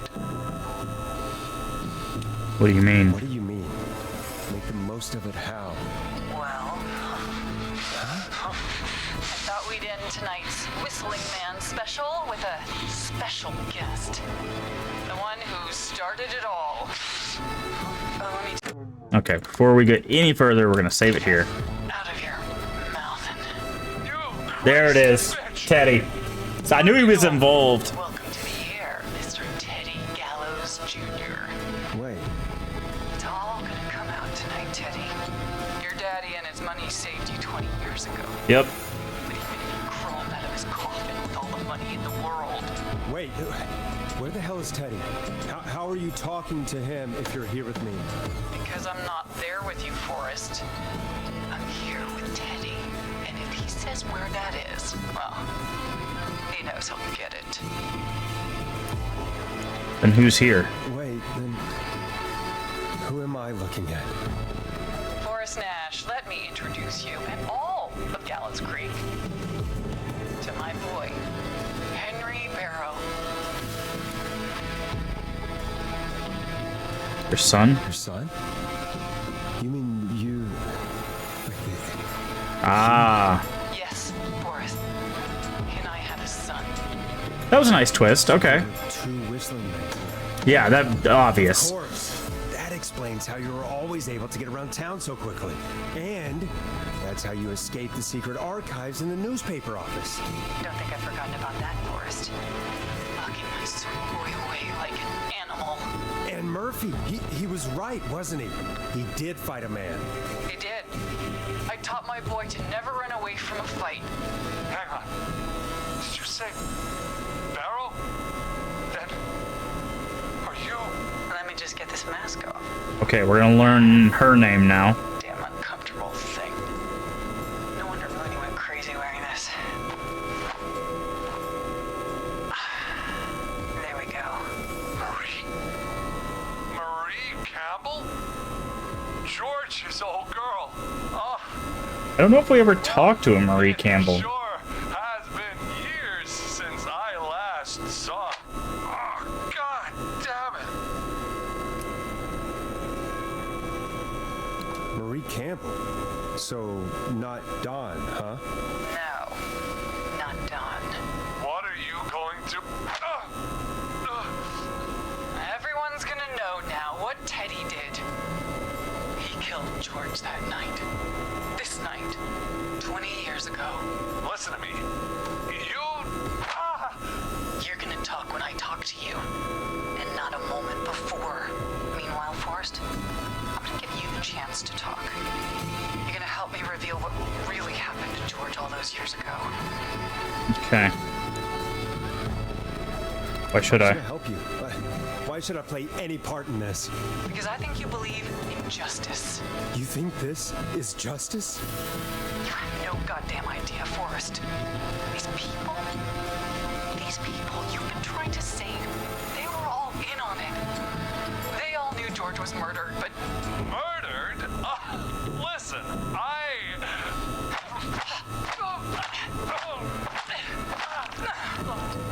I said you speak when you're spoken to. Now, I know you've done some good work tonight in piecing together what happened to George 20 years ago, and that's why I want you to interview us.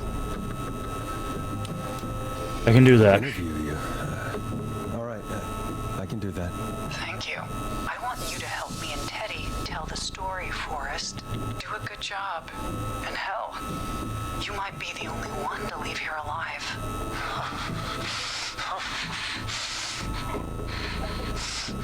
I need to drag this out. If I can buy Leslie time to get back to Gallows Creek, and if I can find out where Marie is, then this can end. Teddy, we'll start with you. Just talk me through what happened that night. How did it start? Okay. I know I'm saving often, but... How would I know? It was 20 years ago.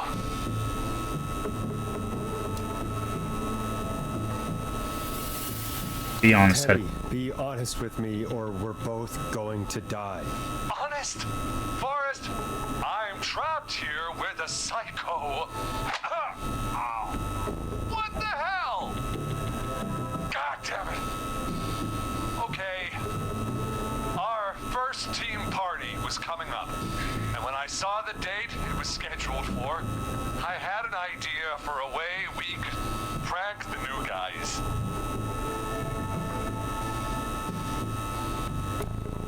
Okay. Tell me why that night. That night special. That was the night Mooney went missing. We couldn't pass it up. I was just surprised no one had ever thought to do it before. Wait. You mean this was the first whistling night? Keep talking, Teddy. We went up near Whistling Point. Hey, Poppy. Poppy O? Who was there? How are you? We're doing well. Reaching the end of this game, I think. And George, of course. But George didn't come alone. He brought Marie. And thank you for the follow. Ricky. I do appreciate it. Yes, Ricky was there too. Runner Ricky, our wide receiver. I helped him off the bottle, you know. Because I'm a decent man. Is that so? I'm doing well. Yes, it is. Thank you for asking. He came apart one day. Some people do. He had some issues. Wasn't stable. I didn't want him to hurt his chances in life. So, I helped him keep himself together. You were afraid he would talk about that night, weren't you? Keep talking. About midway through the night, we I look put the fresh. prank into action. Thank you, I guess. The trees and saw Jason there, bloody, like he'd just been stabbed. And the whistling man screaming. George and I and Ricky, we got left behind. But Ricky was in on it too. I know he was. He and Teddy were as close as anybody. Teddy must have told him the plan.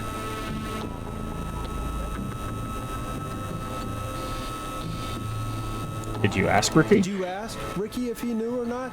I didn't see any reason to. Why? Because Ricky phoned up earlier. He didn't know anything about it, Marie. What? He had no idea what was happening. He said he was as terrified as anybody. Isn't that right, Teddy?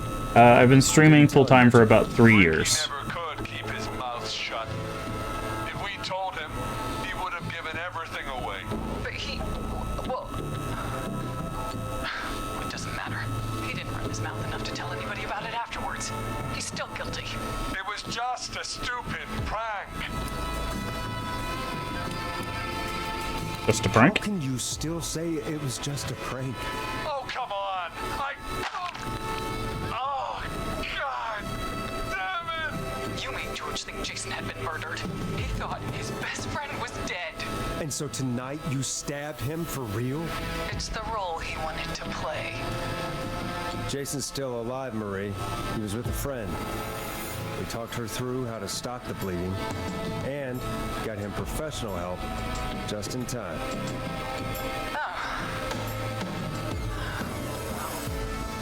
Shame he didn't have the good sense to die earlier.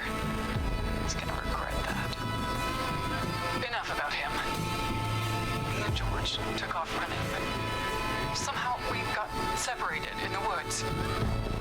I ended up near the bottom of Whistling Point, and when I noticed George wasn't with me, I panicked. And then, I don't know how he snuck up on me, but the whistling man grabs me.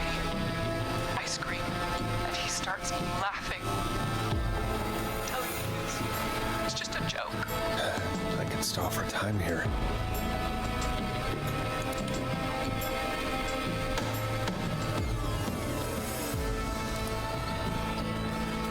How did you feel? In that moment? Give me some ideas to which to maintain my account. What does that mean, Poppy?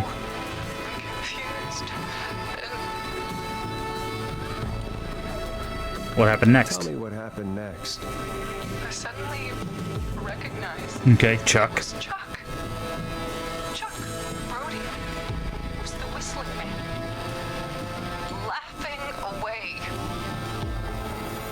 But then he stops. And he's looking up. And George falls. Top of Whistling Point. What was he looking at? Teddy, what happened next? Nothing. I mean, it was just... Teddy? George fell off Whistling Point.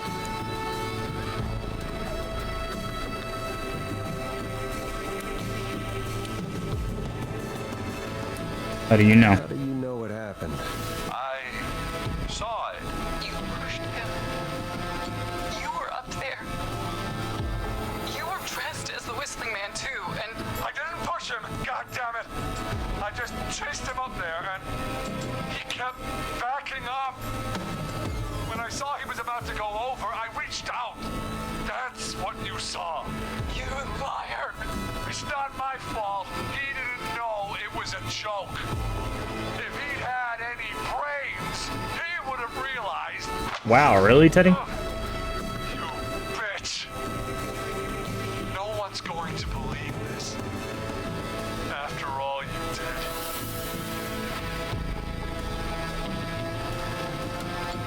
Then why the cover-up? She's lying. Why the cover-up? My future was at stake, Nash.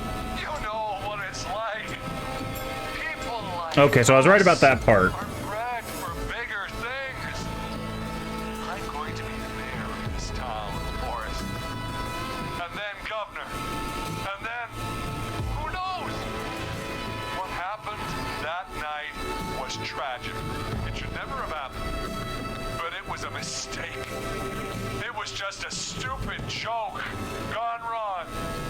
So my father sent Clive out to clean it up. There we go. Why should a blip ruin Oh, poor choice of words. George was a Yep. blip. He wasn't a flip, Marie. His father covered it up from there. I searched for George's body all night, but Sandra found him the next morning while out jazz running. she found him in the river, but she lied about that to protect Teddy. She said something about her rent going up, unless she... Teddy, did your father own Sandra Sharp's dance studio? It's Gallows Creek, not Sharp Creek.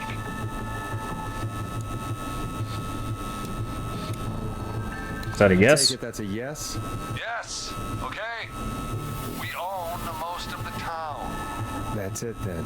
Your father was going to run her out of business unless she lied and said she found him in the reservoir instead of the river.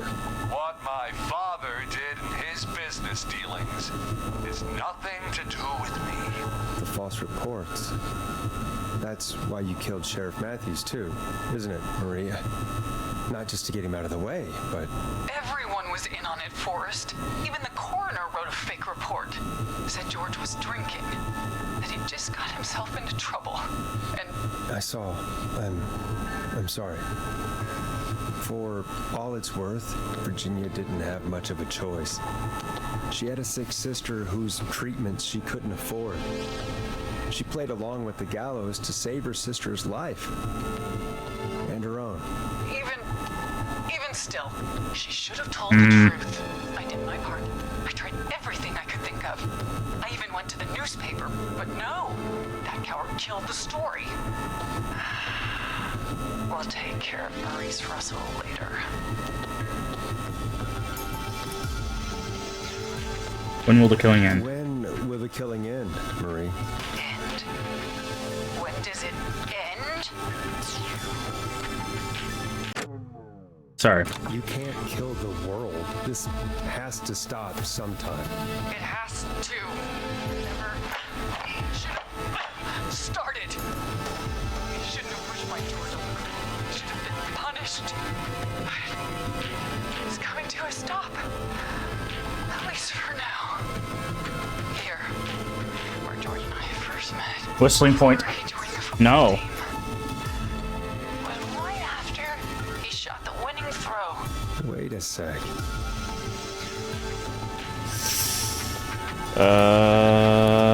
Football field? You're at the football field. Jesus Christ! Forrest, you idiot! Oh. Oops. We're in the gym! Wait, I thought they were on a football team. It was 20 years ago! Oh, that's really far back. Teddy, be honest with me. Okay, sorry. We're both going to die. Honest? Forrest, I'm trapped here with a psycho. What the hell? God damn it. Okay. Our first team party was coming up. All right. And when I saw the date it was scheduled for, I had an idea for a way we could prank the new guys.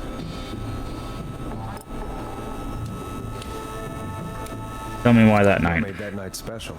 Okay. That was the night Mooney went missing. They really need to take the buzz off that. That is really annoying. No one had ever thought to do it before. Wait. You mean this was the first whistling night? Keep talking, Teddy. We went up near Whistling Point. God, who was there? Me, Jason, and George, of course. But George didn't come alone. He brought Marie. And Roller Ricky, he was there too, wasn't he? Yes, Ricky was there too. Runner Ricky, our wide receiver. I helped him off the bottle, you know, because I'm a decent man. Is that so? Yes, it is. He came apart one day. Some people do. He had some issues. Wasn't stable. I didn't want him to hurt his chances in life, so I helped him keep himself together. You were afraid he would talk about that night, weren't you?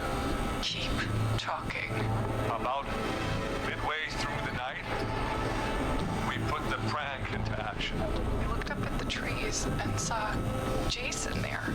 Bloody, like he'd just been stabbed. And the whistling man screaming. George and I and Ricky, we got left behind. But Ricky was in on it too. I know he was. He and Teddy were as close as anybody. Teddy must have told him the plan. Did you ask Ricky? Did you ask Ricky if he knew or not? I didn't see any reason to. Why? Because Ricky phoned up earlier. He didn't know anything about it, Marie. What? He had no idea what was happening. He said he was as terrified as anybody. Isn't that right, Teddy? You didn't tell him, did you? Ricky never could keep his mouth shut. If we told him, he would have given everything away. But well, it doesn't matter. He didn't run his mouth enough to tell anybody about it afterwards. He's still guilty. It was just a stupid prank. Just a prank? How can you still say it was just a prank? Oh, come on. God damn it. You made George think Jason had been murdered. He thought his best friend was dead. And so tonight you stabbed him for real? It's the role he wanted to play. Jason's still alive, Marie. He was with a friend. We talked her through how to stop the bleeding and got him professional help just in time. Sorry, the buzzing of the on-air thing is bothering me. He didn't have the good sense to die earlier. He's gonna regret that. Enough about him. Me and George took off running. Somehow we got separated in the woods. I ended up near the bottom of Whistling Point. And when I noticed George wasn't with me, I panicked. And then, I don't know how he snuck up on me, but the whistling man grabs me. I scream, and he starts laughing, telling me it's just a joke. I can stall for time here. How did you feel? How did you feel in that moment? I felt like nothing was real. I felt small, confused, and What happened next? Tell me what happened next. I suddenly recognized it was Chuck.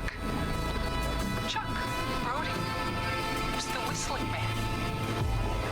Laughing away. But then he stops. And he's looking up at the top of Whistling Point. What was he looking at? Teddy, What happened next? Nothing. I mean, it was just... Teddy! George fell off Whistling Point.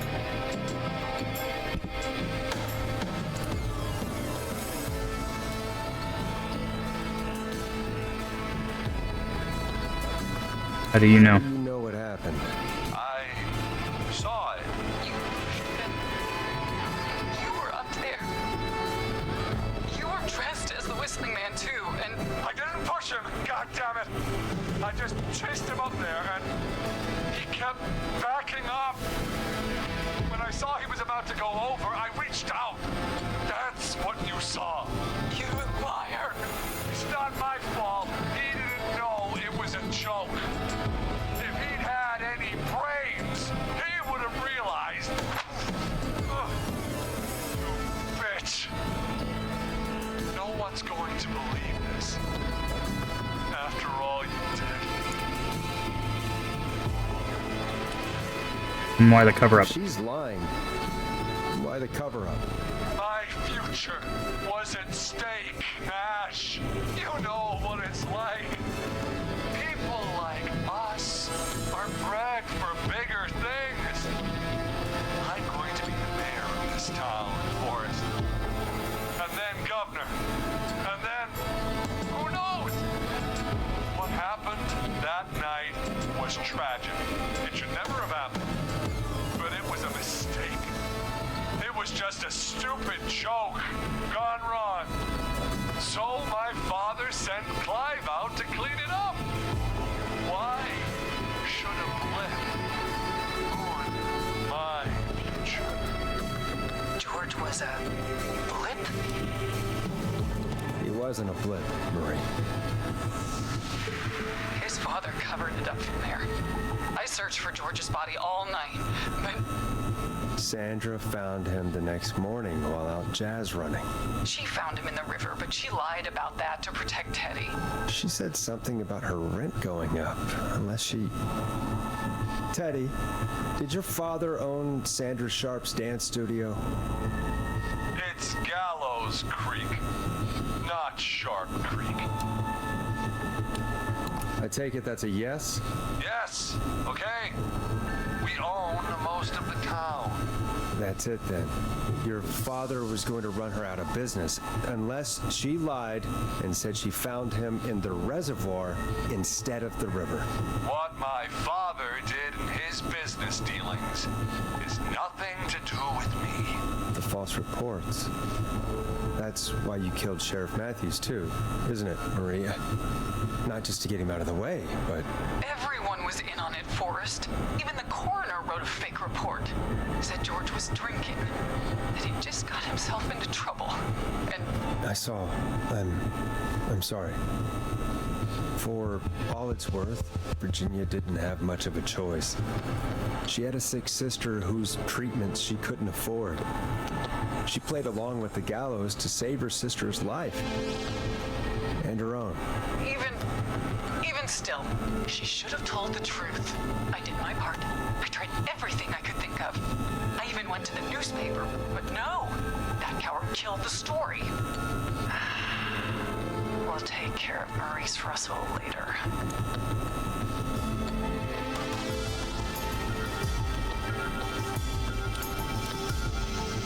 You've been through hell, Marie. I'm sorry. You've got no idea. It never should have started. You shouldn't have pushed my George on the cliff. He should have been punished. It's coming to a stop. At least for now.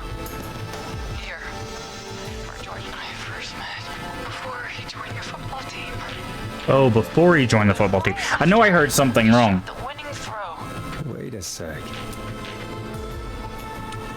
Yeah, so that's what I know I misheard something. That's why I went ahead and played through that again, because she said the football team, and I was like, wait, you don't shoot in football. That doesn't make sense. So I thought maybe I misheard something. I did, before he joined the football team. We're at Gallows Creek High, in the gymnasium. That's right, Forrest. Not that it matters. dumpsters, but yes, we're here. Anyway, I think that about wraps up the interview with Teddy. So... Marie? Where? Oh. Peggy! Teddy? You gotta help me. Quiet. You'll talk more later. Now I have to talk to someone who mattered more than you ever did. Peggy. It's been so long since I've seen your face. See, I knew she was wrapped up in it. Come. Marie! Oh my god. I thought you... And here I was, thinking you'd forgot me. I'd never forget my There own it sister. is. Sister? Peggy, what's happening? Why are you even there? Wanna explain, Peggy? Earlier, while you were speaking to Jason, I got a call. Do you remember? Yes. Well, it was from Dawn. She said that my sister Marie was there that night George died, and that I should come to the gym for a reunion. And when you walked in, you found out.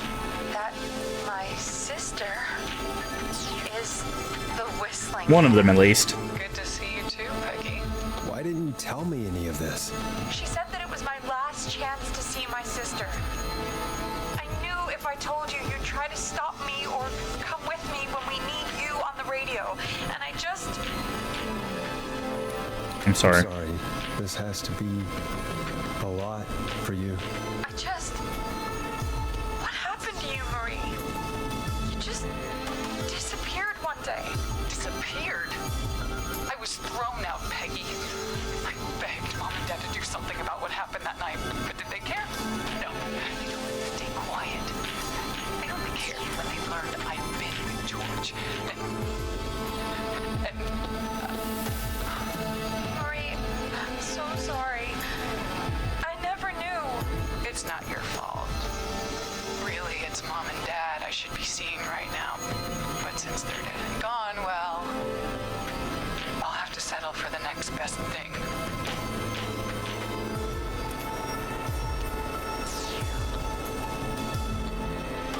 Don't. Marie, listen to me. You don't have to do this. Someone has to pay for what they did. Marie, please. Mom and Dad are gone, Peggy. Besides, you forgot me. Just like the rest.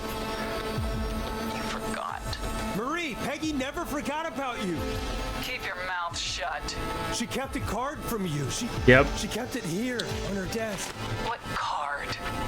The card you made me for my 8th birthday. What does it say then? That's why you pay attention to your surroundings. Now you're great and 8. Love, M. That's why you pay attention to your surroundings. No! Henry! Get out of there! Peggy! We have 2 wounded, and we're in pursuit of the suspect. Henderson police! Freeze! Forrest! Leslie, how's Peggy? She's been cut pretty bad, but we're here now. I'll be okay. God, Marie! Hey, officer! I need you to look after Peggy. She needs help. Now, we got here just in the nick of time. Where's Marie? She bolted right as we got here. The police are right on her heels. It won't be long now. It's over, Forrest. I'm still... Well, folks, it was a long night, but we made it through together. I'm gonna head off to go check on Peggy. This has been Forrest Nash.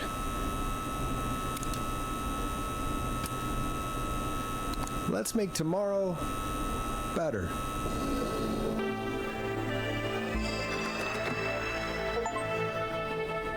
Oof. Reach the end of Whistling Night.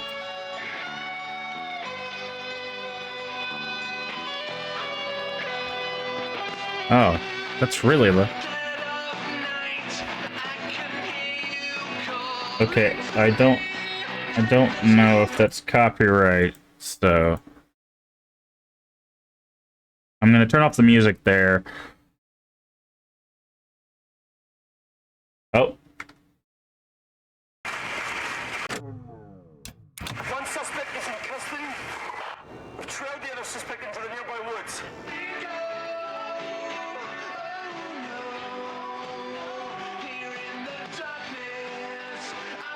Wait. We didn't save Scott and Martinez? I don't even remember Martinez.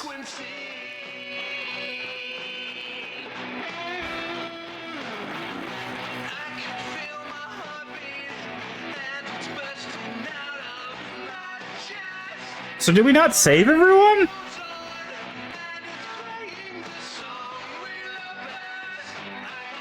Who was Martinez?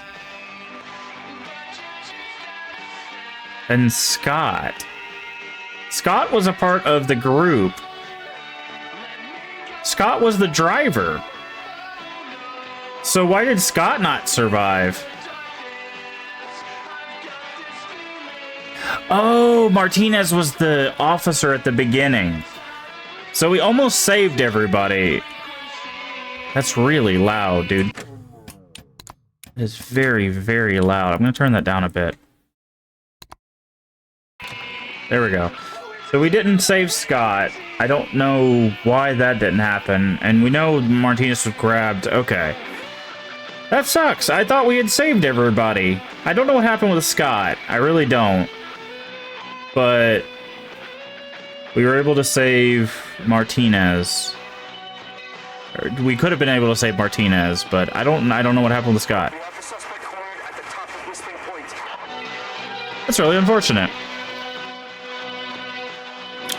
They have him cornered at the top of Whistling Point. I think we know how that's gonna end.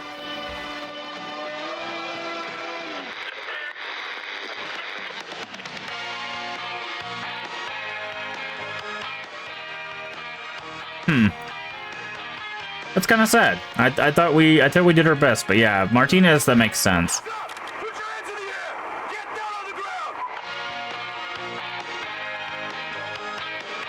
Kind of interested in what's going to happen here. Also, there is credits scrolling. We can't look at it in more detail.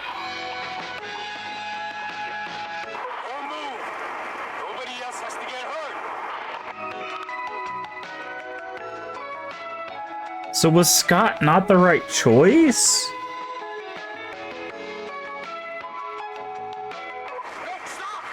I don't even remember who Scott was. I know he was a part of the team group.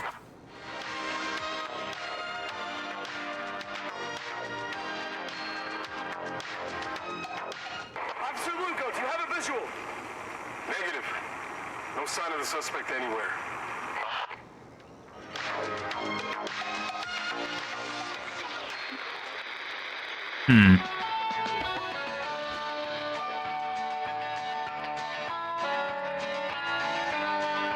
Trying to see if there's any more. I wish the music wasn't so loud. Is there a thing just for music?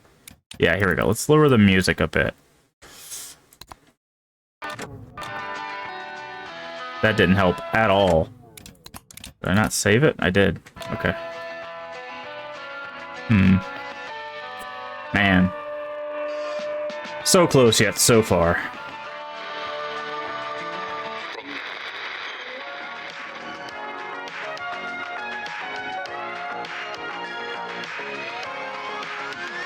Okay, I don't know if we're gonna get any more.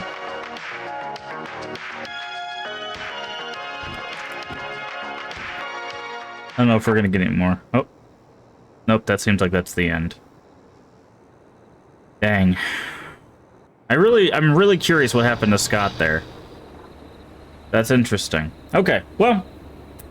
That's it for Killer Frequency. Yeah, the only complaint I have with everything in the game is just that one thing where we need one of Peggy's friends to go to the plant, and the sticky notes were on the side of the board, but they hadn't been there before, so I didn't know to look for them, and by the time I was already looking at the board, I just had to kind of figure it out myself, and I knew who needed to go there, but the names weren't in the order that we were given. It should have been Alex, Catherine, Jericho. Instead, it was Catherine, Alex, Jericho. So those two got like transposed in the order. And again, I just didn't even see the sticky notes. Now, part of that is on me. I could have looked around a little bit better. But I feel like the sticky notes either should have already just been put like where the people are, or it should have said underneath the person's name like where their address was, just in case you missed the sticky notes. That's really the only puzzle that was a little hard, because again, most things gave like a "Are you sure you want to call this person?" right? That one didn't. As soon as we say call, bam, that's it. We are stuck. Right, and because I have some medical conditions that mess with my eyes and mess with my ears, that puzzle without the confirmations and stuff was just very hard for me to figure out who I was needing to get where. I knew where they were on the map, right? I knew this person would be the only one to go straight up and then to the waste disposal, right? Because I knew this person couldn't go up because it was blocked, and I knew this person was slow, right? I just couldn't put the names to the locations. But other than that, I think this is a great... It's definitely more puzzle than horror game, which is fine. It definitely has a horror aesthetic with the like the whistling man and the like slasher flick over the radio. I think this is actually just a really good game. I really do. I really enjoyed it. Let's go ahead and see how much it runs. Unfortunately, we weren't able to save everyone, so maybe you get something new if you save everyone. The current running price for this game is $25. So I think because there's a whole bunch of collectibles and like things to find and things to do and the ability to save everyone, there is definitely, yeah, so there's some interesting achievements that are worth like going back through to do. But yeah, I do think that's probably, for me at least, worth the price. At $25, that's great. You could obviously play it multiple times to see if you can save everyone or let everyone die. That's completely up to you, obviously. And they had like little fun things. They had stuff in the environment to look at. They had every puzzle, like I said, with that exception of the sticky note one being a little bit hard for me to find.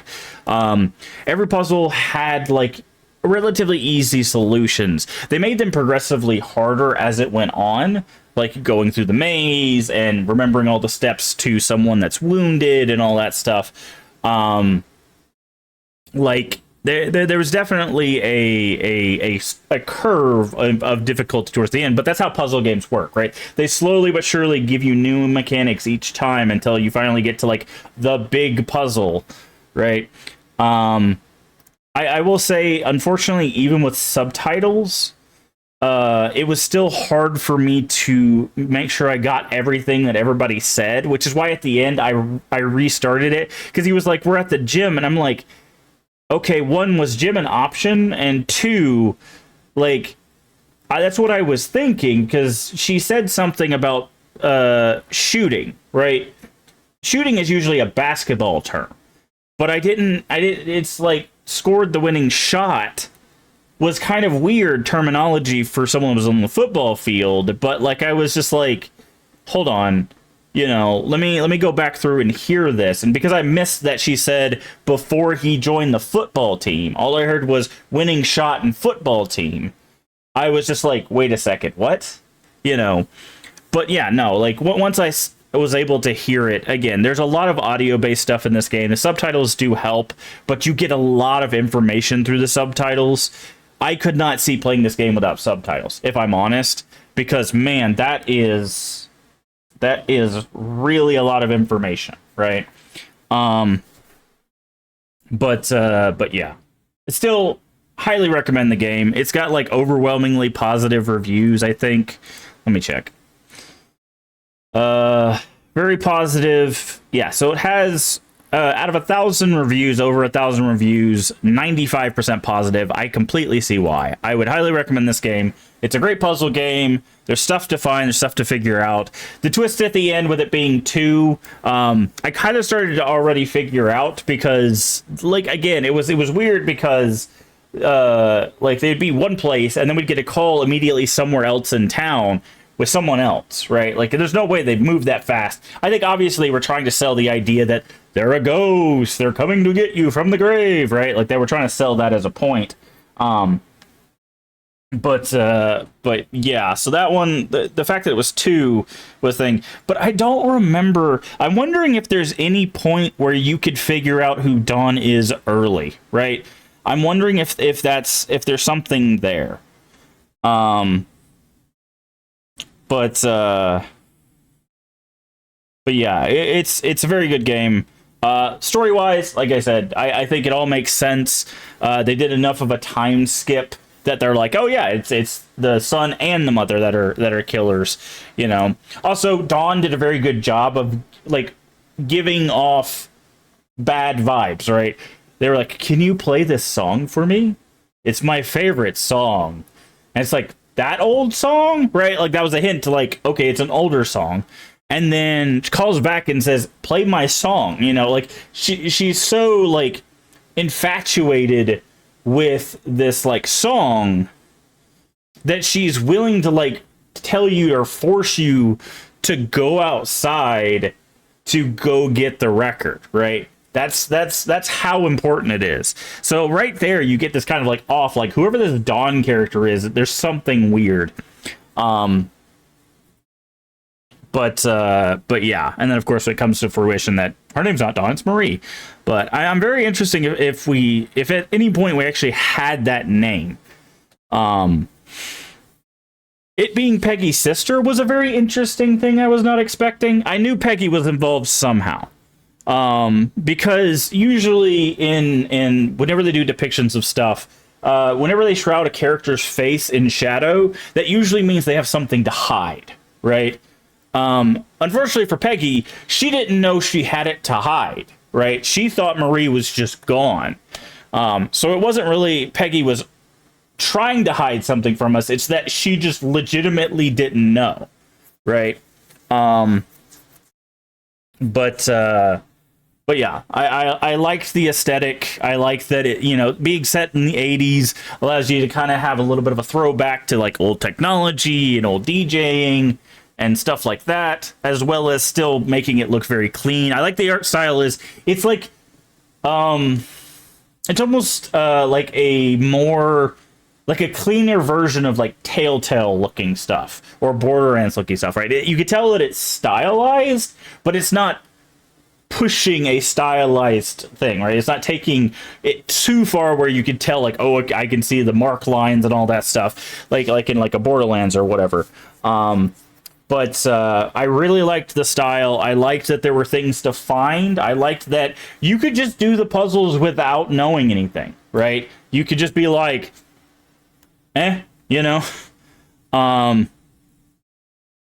You could definitely play this how you wanted. But they do also give you all the tools. And it's a nice murder mystery, too, because you basically, not only are you solving the small puzzles along the way, you're also solving the big puzzle of who is, or who are, the Whistling Men.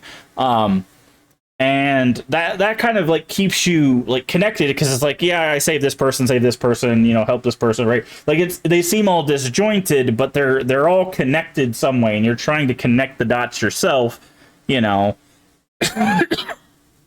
But every puzzle felt unique. I didn't feel like I was like, oh, we already know this from this last puzzle, right? Like, no, every time someone called in with, like, a save me puzzle, it made sense. But yeah, so from a story standpoint, I think it did a really great job. From a mechanical standpoint, like, it doesn't have a run button, it doesn't have a jump button, and I don't think it needs it. I think that was actually a very smart, idea from the devs. I think not having a sprint button makes it even more tense because you're just like, come on, we got to get back to the, we got a caller on the line. We got a caller on the line. Now, whether there's actually like a limit before someone gets murdered, who knows? There might not actually be a, like, okay, if you stand out in the alley for like 15 minutes, someone just dies, right? Like it's not clear if that time passes regardless. That's something, of course, you could try out in your own playthrough if you're interested. I do like that you could save at any point, so if you want to make a decision and we're like, no, okay, I'm going to go back, you can do that. But yeah, I think this is a really good game. It's a really good puzzle game. It's got a nice aesthetic. The puzzle mechanics are handled really well. Like I said, other than the one puzzle, I would have put the sticky notes just where they should have been instead of just on the side, because again, I completely missed those, and a lot of it maybe even was on me. But like I said, puzzles were great, story was great, static was great. I really do not have any issues with it, because even though I knew Teddy was involved, and technically I was right, he was the whistling man at one point, but as part of the prank, not as the one that's killing. But like, I think the story took like a good turn. It's not just like okay, this makes sense, or this is the most obvious option, or whatever. I do like that even at the end there, finding the birthday card on the desk, us having looked at that saved Peggy, right? So it was one of those that, like, even paying attention to the little details was able to do work even there at the end of the game. So the music was really good. I think at the end there, it's a little loud. I'm not sure why the music is so loud at the end. Also, yeah, the only two audio issues I would say, the music at the end is very loud, and the buzz of the on air. If I was Peggy, I would have gone insane by then, because that buzzing just in our conversation with Marie alone was just, it was too much. It was very, very, I don't know. There should have been a way to, like, either turn off that sound or maybe just not have that sound at all. I get it's supposed to tell you that you're on air, but, like, man, that was really hard to sit around listening to while trying to pay attention to the conversation. I think that also probably played a part in why I was having such a problem hearing throughout the conversation. It was just having this of the on air going. But other than that, again, great game. Highly recommend. Definitely go check it out. I'm going to go